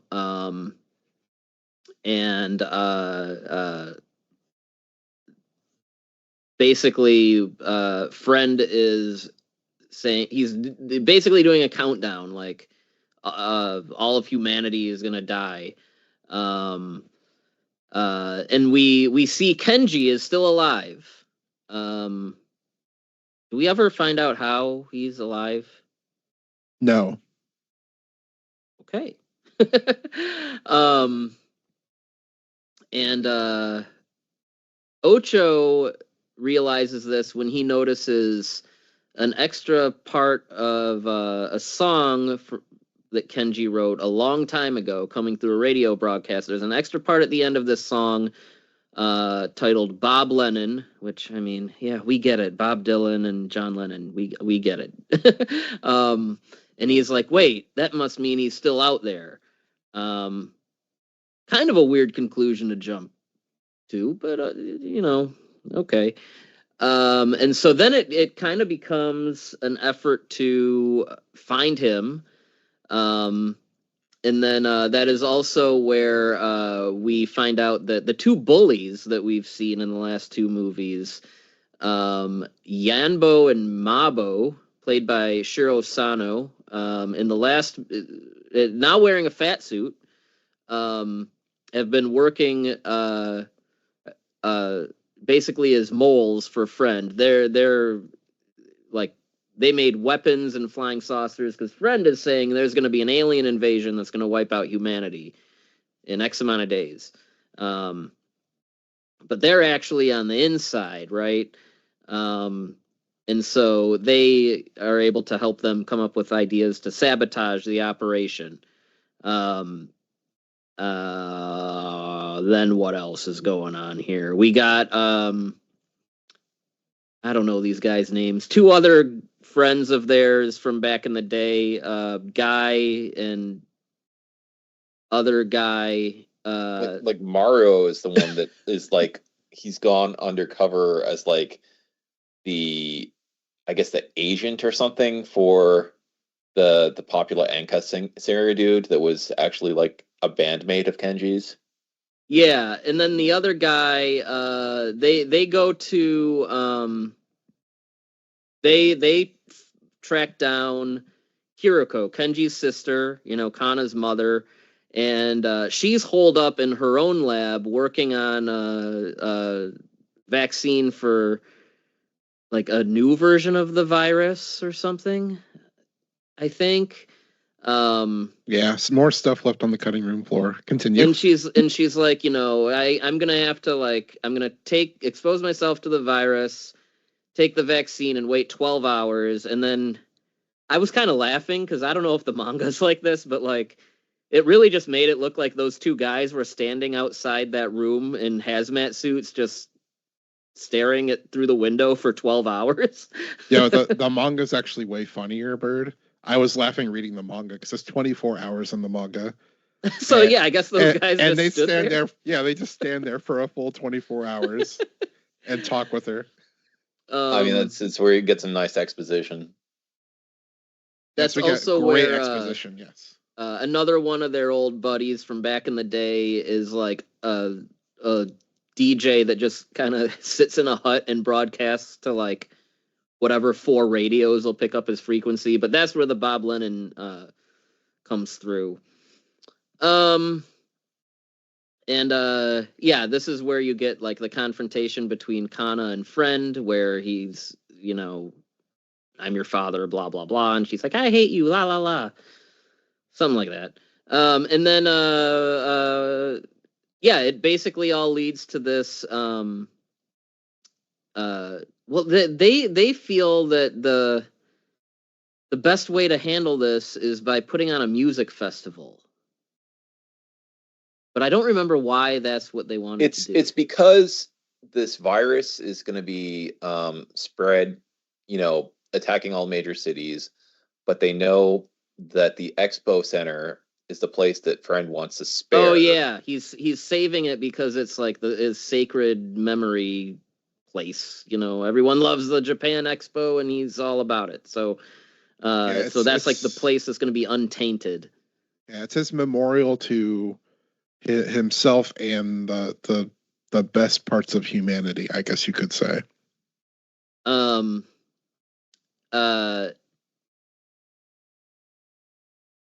So yeah, and then we lead up to the climax, which has the saucers and the robot and the former bullies make like a rocket launcher to take those things down, and then we'll get to the ending as like its own little part of this conversation, but once again, a lot going on. This is the one where I think I was the most lost, just because like this is just where I was like, okay, like why are we doing, like it's trying to solve all these things, and it's just one where like things are just, I feel like this one is where we get really exposition heavy, and a lot of those info dumps just kind of like they bring up a lot of things that just are probably more important in the manga, but not so much here.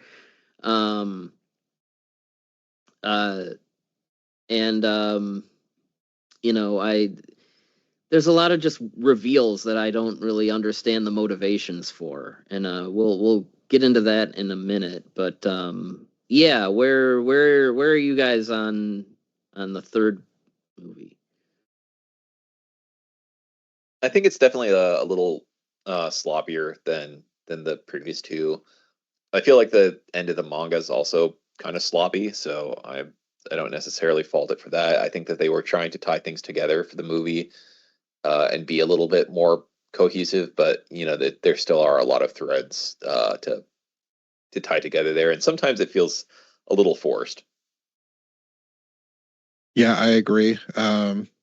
This last arc of the manga isn't the best arc, and this last film isn't the best film because not only is it taking an arc of the manga that's very dense in last minute expositions and reveals and trying to adapt them to this very limited time period, but it's doing so in the way that it's been doing the entire time with the previous movies, where it's leaving out all of the connective tissue that goes into all of these reveals, on top of all of the stuff that's been cut out of the previous two movies from the manga. And for some reason, they still bring back some things in this third movie, which was never brought up in the previous two, to facilitate these reveals. And it only makes it worse. Because talk about some of those, because that's where I'm like, what is? That's where I'm just like, oh, you know what, movie? I'm done fighting with you. Just. I mean, like, one of the main things, like you brought up, is, and we talked about previously, is the music thing, which is thematically like very much present throughout. Where music, and specifically as we get into the second and third arc, Kenji's music has a very strong influence on bringing people together and like promoting this culture of friendship and hope underneath the tyranny of friends' control, and the power that music has to elicit those feelings in people, and the power of the music that has to actually bring real change in the future, as opposed to the forced change that Friend imposes upon people with all of his scheming and how fake he is. So the music is presented as very real change, whereas everything that Friend and the cult does is very fake. And that's hammered home very well in the manga, and you don't get any of that in the movies, because by the time we get to the third movie, none of that's been built upon. And when we're in the movie, it's just like, oh, everybody already knows about the song. Okay, well, why? Well, they just know about it. Okay, so why does it matter if they go to a festival just to see him play it? Because the way that I think they explained it in the movies that checks out is that, like, it's this strange broadcast that they don't know where it's coming from, and most of the other radio stations are down at this point in time because Friend has Tokyo in this weird like retro bubble or whatever, where they're not getting any, like, when they watch television they're seeing like broadcasts from the 60s, but there's this one station in Hokkaido that's still broadcasting, and this guy plays this tape constantly because it's the one tape that he got in his mailbox. So people hear this and they're like, this is our message from the outside, in the same way of, like, I don't know, people in North Korea watching like K-dramas that they are able to get across the border, things like that. Well, why drop the tape in his mailbox, and why not just knock on the door and be like, hey, it's me? Hey, guess what happens in the manga? Kenji's actually there, and he records Kenji playing the song. So, yes, Kevin's not wrong. It's like they're doing things in the movie to try and explain why it's happening this way, but it's nowhere near as effective as the manga, because the manga spends all the time to build up to that climax with the music festival and why it means so much to all these people and why it's so meaningful to the plot in general. Yeah, it's very sloppy here, because the way that happens in the movie even kind of reveals some of the stuff that's bad about cutting things out. And trying to explain why everyone knows about it, they introduce the two children characters who aren't introduced until this third arc. So we get like new characters introduced, these two children who are just like, in the movie they don't have parents. They're just like living on their own, and they're the ones who explain to Ocho that there's this broadcast that they can hear, and they also explain to him that there's the broadcast that Friend has been doing out, the world's about to end, and they also say, well, here's also these tape that we have with the the music broadcasts that we hear on the radios, and that we never see the children characters again, but they're actually like a large part of this arc in the manga, and explaining how that music gets distributed to all the people in the city, because the children are the ones who do it. So it's just very sloppy.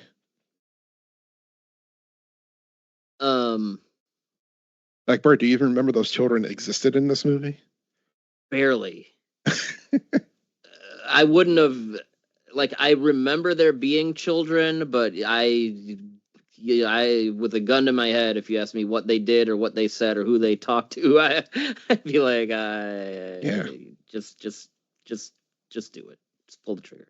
I mean, let's just say who they talked to and what they did. So. Well, I mean, like, if I wouldn't be able to remember. So I'm glad someone could.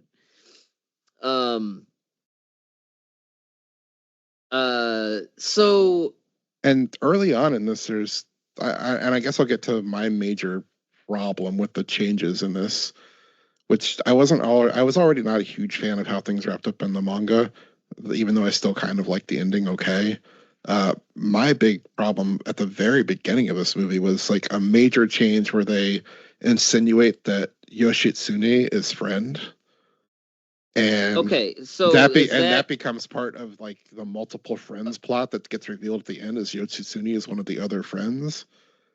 And that's not in the manga at all. Okay, yeah, So with the ending and all, so that was frustrating to me because they present the idea, and then later in the movie they give a reveal where it's him, and then they undo the reveal, and then like.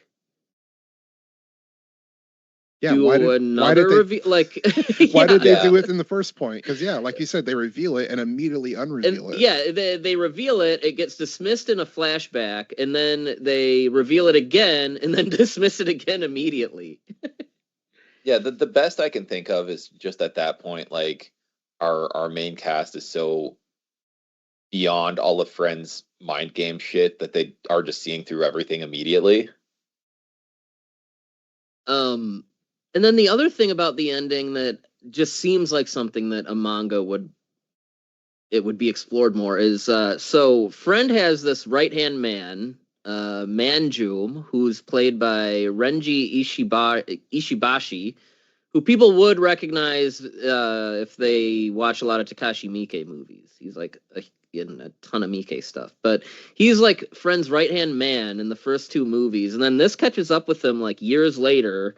And we find out, like, Kenji runs into him and basically finds out that he is basically got, like, demoted. And he's just, like, a drunk now. And he's depressed because Friend has basically, like, demoted him to having some bullshit job. Being in charge of, like, I don't know what you want to call it, a station. I don't know, a Friend station. I have no idea. And he's all like mad about it, and he's like, and then at the very end, when Friend there's this final confrontation, like he is like a Deus ex machina that like comes out of nowhere and like kills Friend at the end, and it's like, really, like that's our resolution here. And then I don't know, the actual reveal of Friend was just like, after all that, it's like, oh, he's some guy. And you're like, oh, okay. And he did it because Kenji, like a store owner, blamed him for stealing, and Kenji knew and Kenji didn't say like, oh, hey, he didn't do it, and that is why like all this happened. And like, to me it was just not, I don't know, just it was a lame resolution to me after all this mystery box stuff. Like, it's like we're in full like J.J. Abrams territory here, where it's like, okay, all that for this. Yeah, I mean, a petty grievance was also the cause in the source material. So, yeah, yeah. I mean, I think, like you said, Manjome doesn't have a whole lot of weight in this version either. But I think as a totality, I do think that it paints an interesting picture when you look at like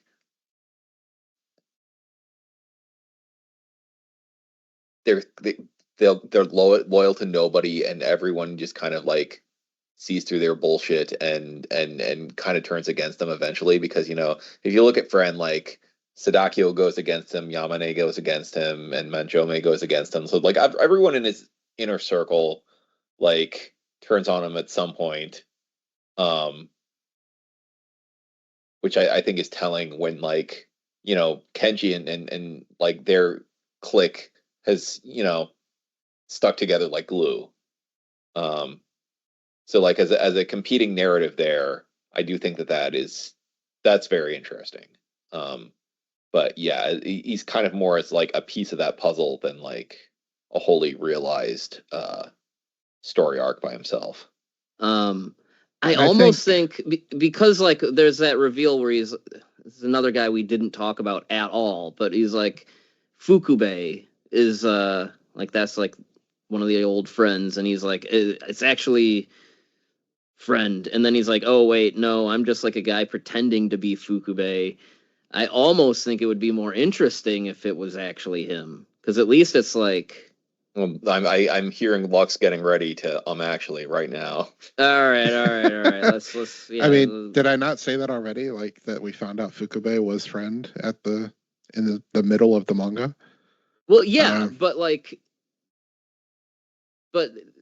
okay, I'm a little confused. Does the manga reverse that like the movie does? No, it's done in the same order in the movie. Did they stick with Fukube that like it was him? No, it's the same in the. So they're both like, oh, it wasn't actually him. It was like some guy. Well, actually, no. Now I remember, because sorry, I just watched this movie the third movie right before we did this. No, you're correct. Fukube is I don't even know why they even mentioned him, because he is a red herring. Like we get the Yoshitsune reveal, immediately debunked. We get the Fukube reveal, immediately debunked, and then we get the real reveal, all in the span of like 2 minutes. Yeah, and so they didn't even need to mention Fukube. So the thing is, like, it was the guy that they knew as Fukube. It's just that guy wasn't ever actually Fukube. It was this guy that showed up to their reunion, and they're like, "Hey, Fukube," and he was like, "Well, I guess I'll just not correct them." And then he just managed to be in their posse this entire time, despite not being the guy that they thought he was. Which. Yeah. And it's not clear in the manga if that's what happened, but it seems to be implied in the manga that's what happened. But they recognize him as Fukube when he dies, like in the first part with like the Pope like becoming God part. And then later they recognize the next person who, when he came back to life, isn't that same person. This isn't Fukube. And that includes all of the people who are in the Friend cult, like who actually knew Friend. They're like, wait, you're not actually Friend. Who are you? So that deepens the mystery a bit in the third arc. I do want to go back a little bit to Manjume in this movie, though, because I do think this is one strength of this, like maybe the one strength I like in this third movie's adaptation is Manjume like doesn't have a lot to do in this arc in the manga, other than he does get a redemption at the end, which is kind of nice that we don't get here. But the way they choose to use him in the movie is that he's replacing a character that was never introduced at all, like who was in the first, who should have been in the first arc, wasn't there. So he's replacing a character that doesn't exist in this version of events, and they're writing him in as essentially a new motivation for Manjume's character through what happens with that character in this arc in the manga. And while I don't like how it eventually ends up with Manjume being the one to kill Friend, like just shooting him, I don't think that's like the best way they could have done it.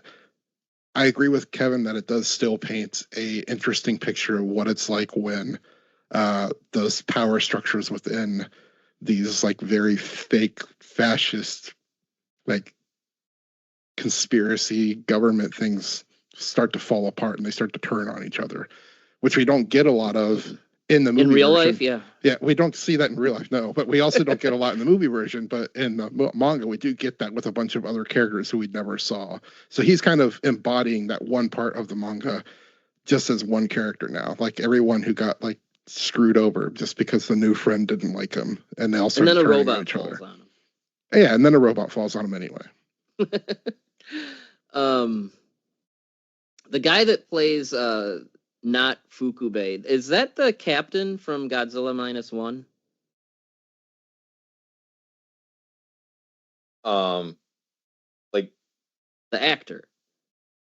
oh, was he? I'm looking at That's a good question. That's a good question. Kuranosuke Sasaki. Yeah, he was. Yep, that's captain. Yep. That's funny because the guy that plays Katsumata is Ryunosuke Kamiki.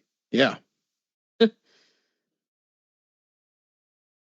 Yeah, no, it was like bother. I was like, I know I've seen this guy. Well, there we go. I know that when his commentary was like something along the lines of like, people said when I was cast that I was a real good fit for this role, and it kind of irritates me.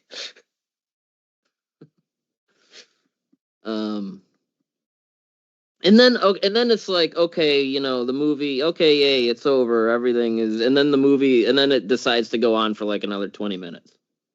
Yeah, do we want to, but I guess we can talk about like the original release of the movie and what they Yeah, so decided to do Toho- with these 12 minutes or Yeah, whatever. so Toho hid these last 12 minutes from the press screenings, which I get it, you don't want spoilers, but like, that's weird. How do you expect like the press to be honest about your movie if you're withholding the ending? Yeah. It's unhinged. Yeah, but yeah, it's like, okay, after the credits, the movie just like it just keeps going. It's like when you talk to someone and they're telling you a story and then like the story's over and they just keep talking. So we get to Kenji using that virtual reality timey-wimey game to, and this is why I asked the stupid question earlier, like, so is this time travel? Like, I don't understand really the point here, because so he goes back into there and he apologizes, or he tells little kid him to apologize to friend for basically passing the blame onto him stealing the little Ultraman badge, which is what caused all this to begin with, because Kenji wasn't just like, oh hey, he didn't do it, you know, I did it. So he apologizes to kid friend, and then, or he tells his younger self to do that, and then he appears later when they're in junior high to apologize to the kid that everyone thought had died. And then he talks to teenage Kenji and they become friends. Now, I don't really understand. Like, I guess I don't get it. What does Kenji get out of that? Are you asking? Yeah. Like, what is like I guess he can feel better about himself, but like it's not real, right? Yeah. So like, what is he doing? I feel like that's more of a coda for the audience to have a solution to the question of who is friend, and it's one of those deals. Like you could have an ending where it just ends at the credits, and the answer is like it doesn't matter. And that would also be an interesting movie in itself. But I feel like they wanted to have, this answer for the movie version, and then advertise like this is the new ending that's different from the manga, and then have something for the audience. And it is set up, but it is one of those like it's a small detail of the Katsumata they thought was dead or whatever. Like yeah, I don't know. It seemed like, what are we doing here? Let me go home. Like, It's very weird because, like Kevin said, if it ended with the music festival and the credits and everything, and then just, Kana and him reuniting, then that would have been a perfectly good way to end the movie. But then that is totally ignoring that 21st Century Boys exists. So they decided, well, wait, what if we adapt 21st Century Boys and make that the actual ending of the movie? Is that what 21st Century Boys was? Yeah, so here we are talking about 21st Century Boys, which is adapted terribly in these last 12 minutes.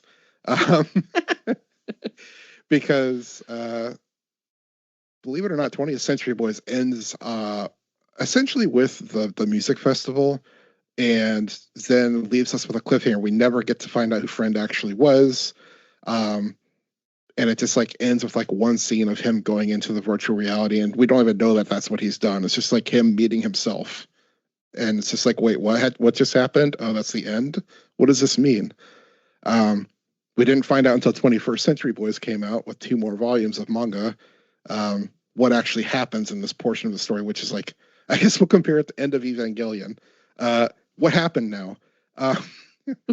So from there, we find out that there's actually another page in the new Book of Prophecies that was not revealed, which is the anti-neutron bomb, which is mentioned in this movie before this, I believe.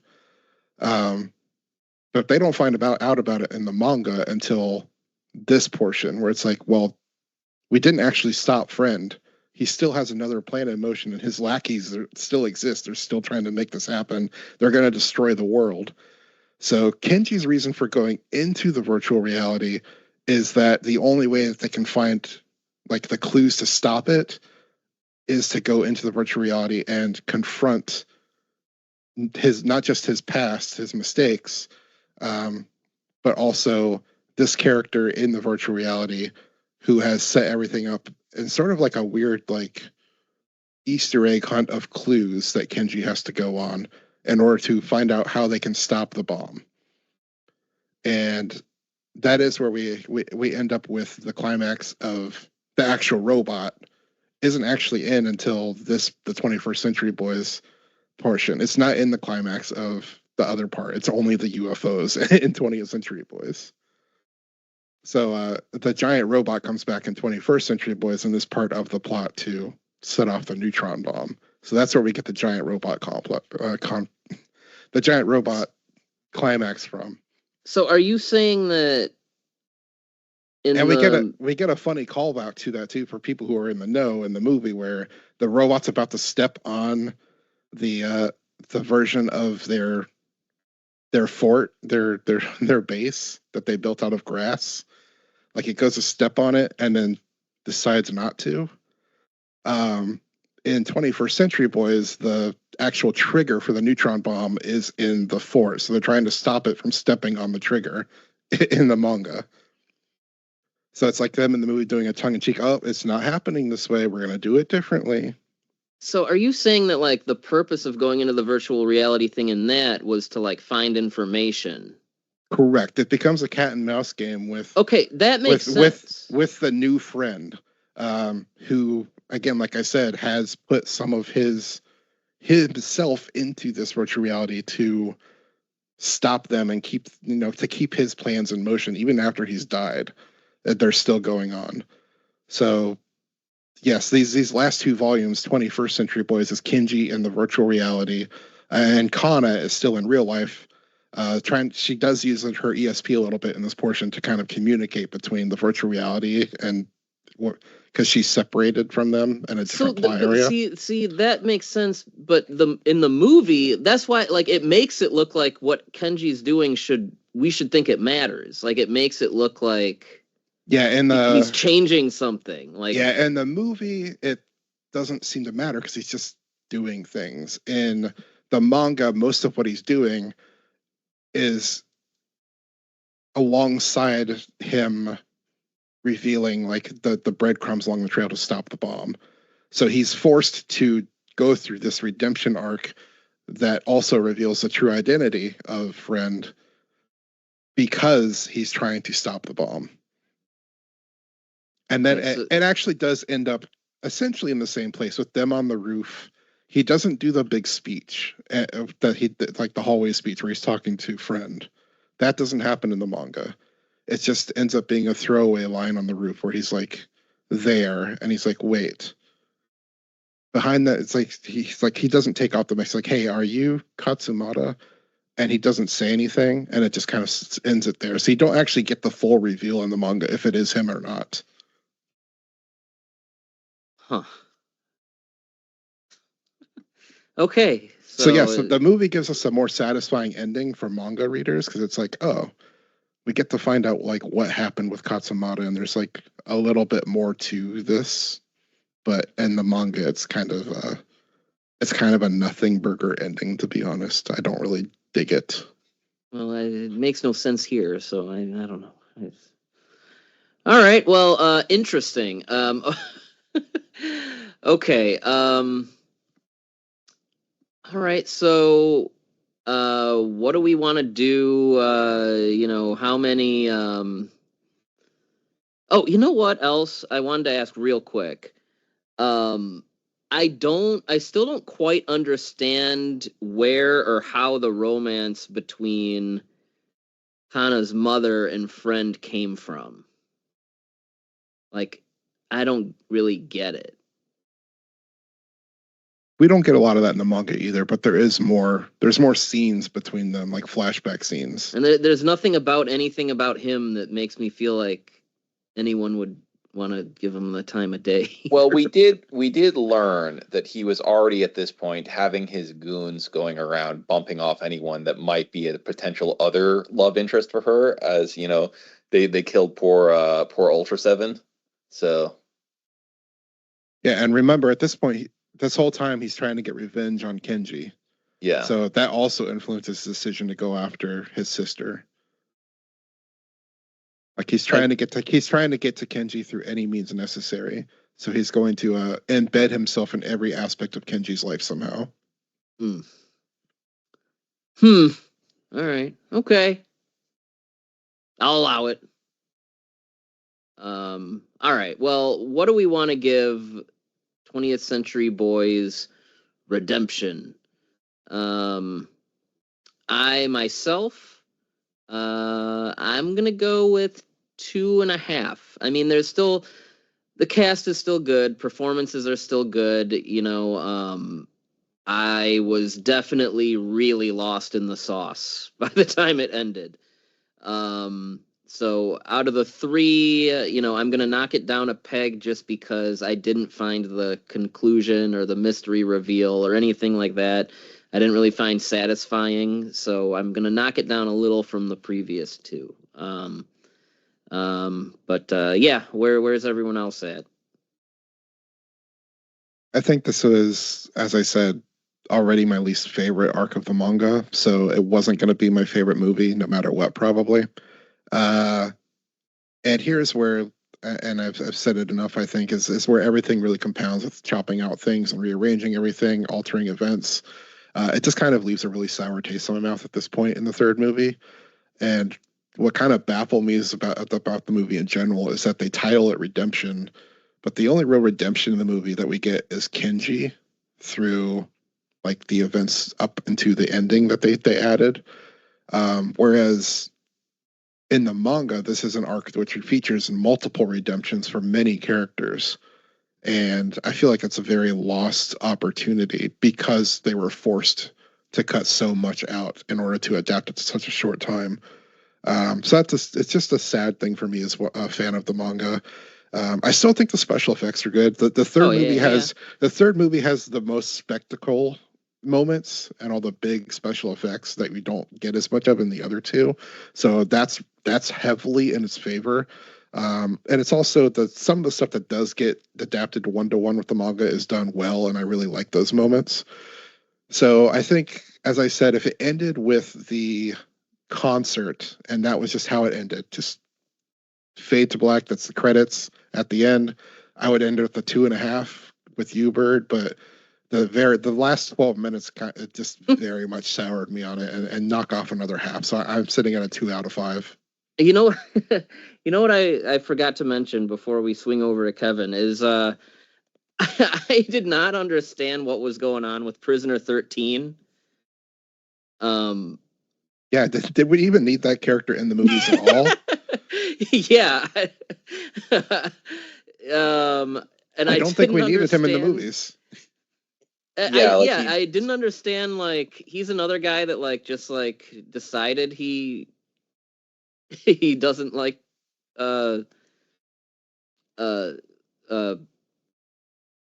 Like, what was Yeah, was it this he one also or just the turns on friend and like. yeah, it was I mean, it this maybe it's one or all the these guys second that are one having where the like redemption. he just randomly like gets in a helicopter.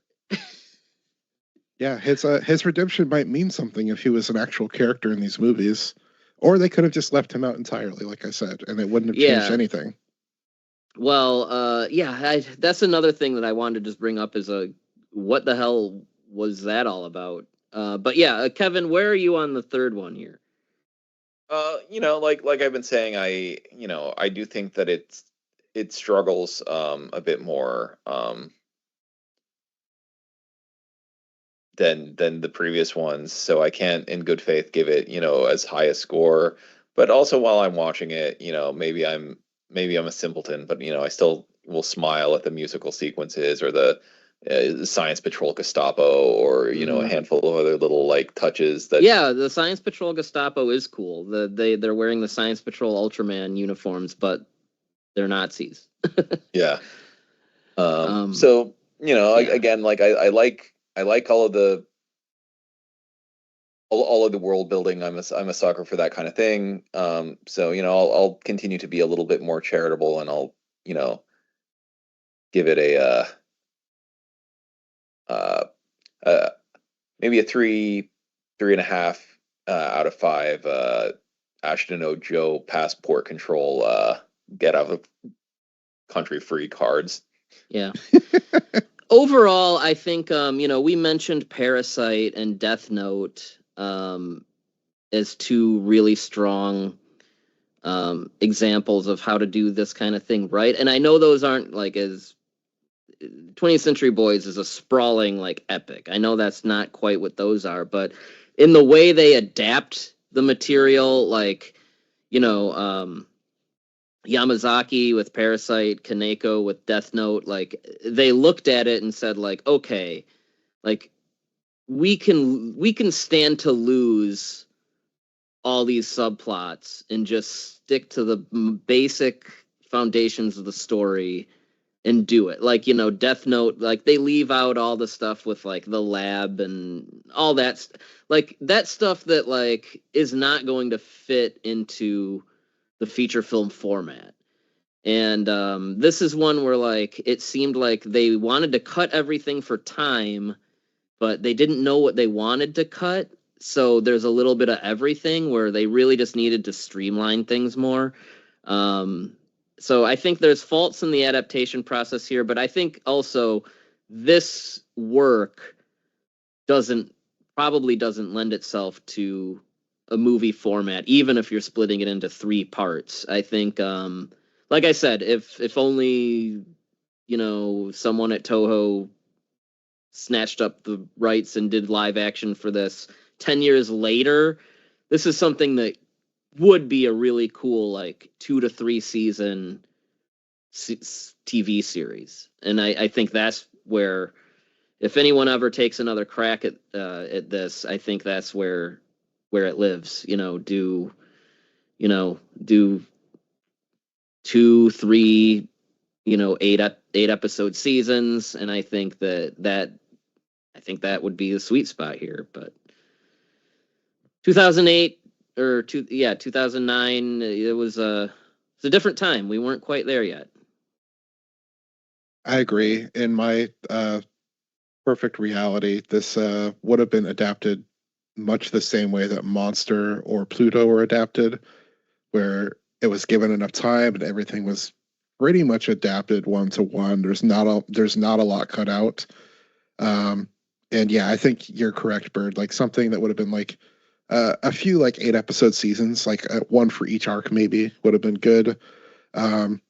Or maybe just straight up do it the way they did it with Pluto. Like there's an episode per volume of manga, and yeah, we just get 24 episodes and adaptation. You should elaborate. Those Pluto episodes are a full hour each. They're not the typical like anime episodes. So yes, to be clear, yes, each of those is a full hour. But I think even like this can be pared down possibly to regular anime, like 30-minute episodes. But even if not, you've also got Monster there as an example, which again is like 1-to-1. It's just longer because they're adapting it into shorter time periods. Yeah, I know Guillermo del Toro was talking for a long time about doing an adaptation of Monster, and that definitely, like, I like Del Toro a lot, but I also felt a lot of trepidation about that adaptation. Yeah, that would be very difficult to adapt into live action, I think. Even though it's like it seems to be suited very well for live action because there's not much fantastical stuff in it. It's all just straight like drama and thriller and mystery. But the nuance would be hard to get across in live action without a very steady hand, which Absolutely. Del Toro, he has that, but he's also very much about spectacle, and I don't think he would have paid as much attention to that nuance that's necessary in a mystery. I mean, just as a German person who enjoys a lot of Japanese content, there's a lot that I get out of Monster that I don't know if other people are necessarily getting out of it. So it's to not jump into too much spoilers for Monster. Monster deals heavily with like the Nazi history of Germany, like quite heavily. So yeah, that's something that's very difficult to tackle in the way that Monster does it. Unless you're like, it's a German adaptation, I think. Yeah. All right. Well, no, I mean, I'm glad I checked these out. I mean, as far as like big Japanese sci-fi movies, like this is one of the few like big like high profile ones that was on, still never got around to. And there's a lot to like here, but yeah, hopefully someone will resurrect it as a TV series or something. But yeah, I mean, check it out. I'm not mad I did. I think there's a lot. It's just a mixed bag. And yeah, I guess that's all we got for you folks. So yeah, I'd like to see somebody, put these out on Blu-ray or something, because I mean, Grant, we're not even going back a full 20 years, but yeah, I was when I was like, oh yeah, maybe I'll check these out. Like I had to hunt these down online, and like the DVDs are way out of like some of the more recent stuff is like hard to find now, especially on physical media. Like I mean, even stuff as recent as like Parasite or I mean, like once Funimation stopped, like a lot of these 2000s era Toho titles were picked up by companies like Funimation and Viz, and they're not around anymore. And I think we all were hoping that when Toho acquired G Kids, like they would be like, okay, they'll do a rollout of these titles that, are not old and have since gone out of print, but I know. Part of me is curious with this particular property is if it's maybe they're not wanting to shell out the additional licensing to have all of that 20th Century Boy in it, because the T-Rex song is very central to like all three films. It's in the soundtrack and you hear it multiple times. Yeah, and I mean you do have a lot of pretty like big songs. Like there's a Dylan song. There's at least like 2 or 3 other like pretty famous American rock songs. Yeah, I mean, I know that's why they changed Evangelion for the Blu-ray release to take out Fly Me to the Moon. So that's a good point. But yeah, just it sucks, every time it would suck, but like I don't know, at least it's something. I don't know. I just, it was such a blast from the past every time I pop in one of these discs for this rewatch, like, because it would start with a trailer for like Detroit Metal City or Battle League Horimo or something like that, or I'm just like, yeah, all these movies are great. Well, I mean, like I said, I mean, with Toho having G Kids and just still not doing any, like they just are bad at putting out their own movies. That's all that, And instead, we're about to get a Netflix version of The Human Vapor. Which I am looking forward to, though. Yes, very much so. It would be nice if someone would do something with the original Human Vapor, but, Yeah. Maybe one day. Yeah, well, we were hoping that when Japan Sinks came out, right? Yeah. Right? Yeah, I know. I know it's Toho is. I don't know what their deal is, but no, Human Vapor looks sick. I'm pumped for that. But all right, well, I think that's all she wrote. So yeah, thanks for talking 20th Century Boys with me, and thank you to everyone at home. And yeah, we will see you next time. Thank you for listening to the Kaiju Transmissions podcast. Please take a moment to rate and review us on iTunes, Podbean, and Stitcher. Make sure to subscribe for all the latest episodes. You can also check us out on Twitter at KT_podcast. You can check us out on Instagram and Facebook at Kaiju Transmissions. And you can email us at kaijutransmissions@gmail.com if you have any questions or comments. And we will see you next time.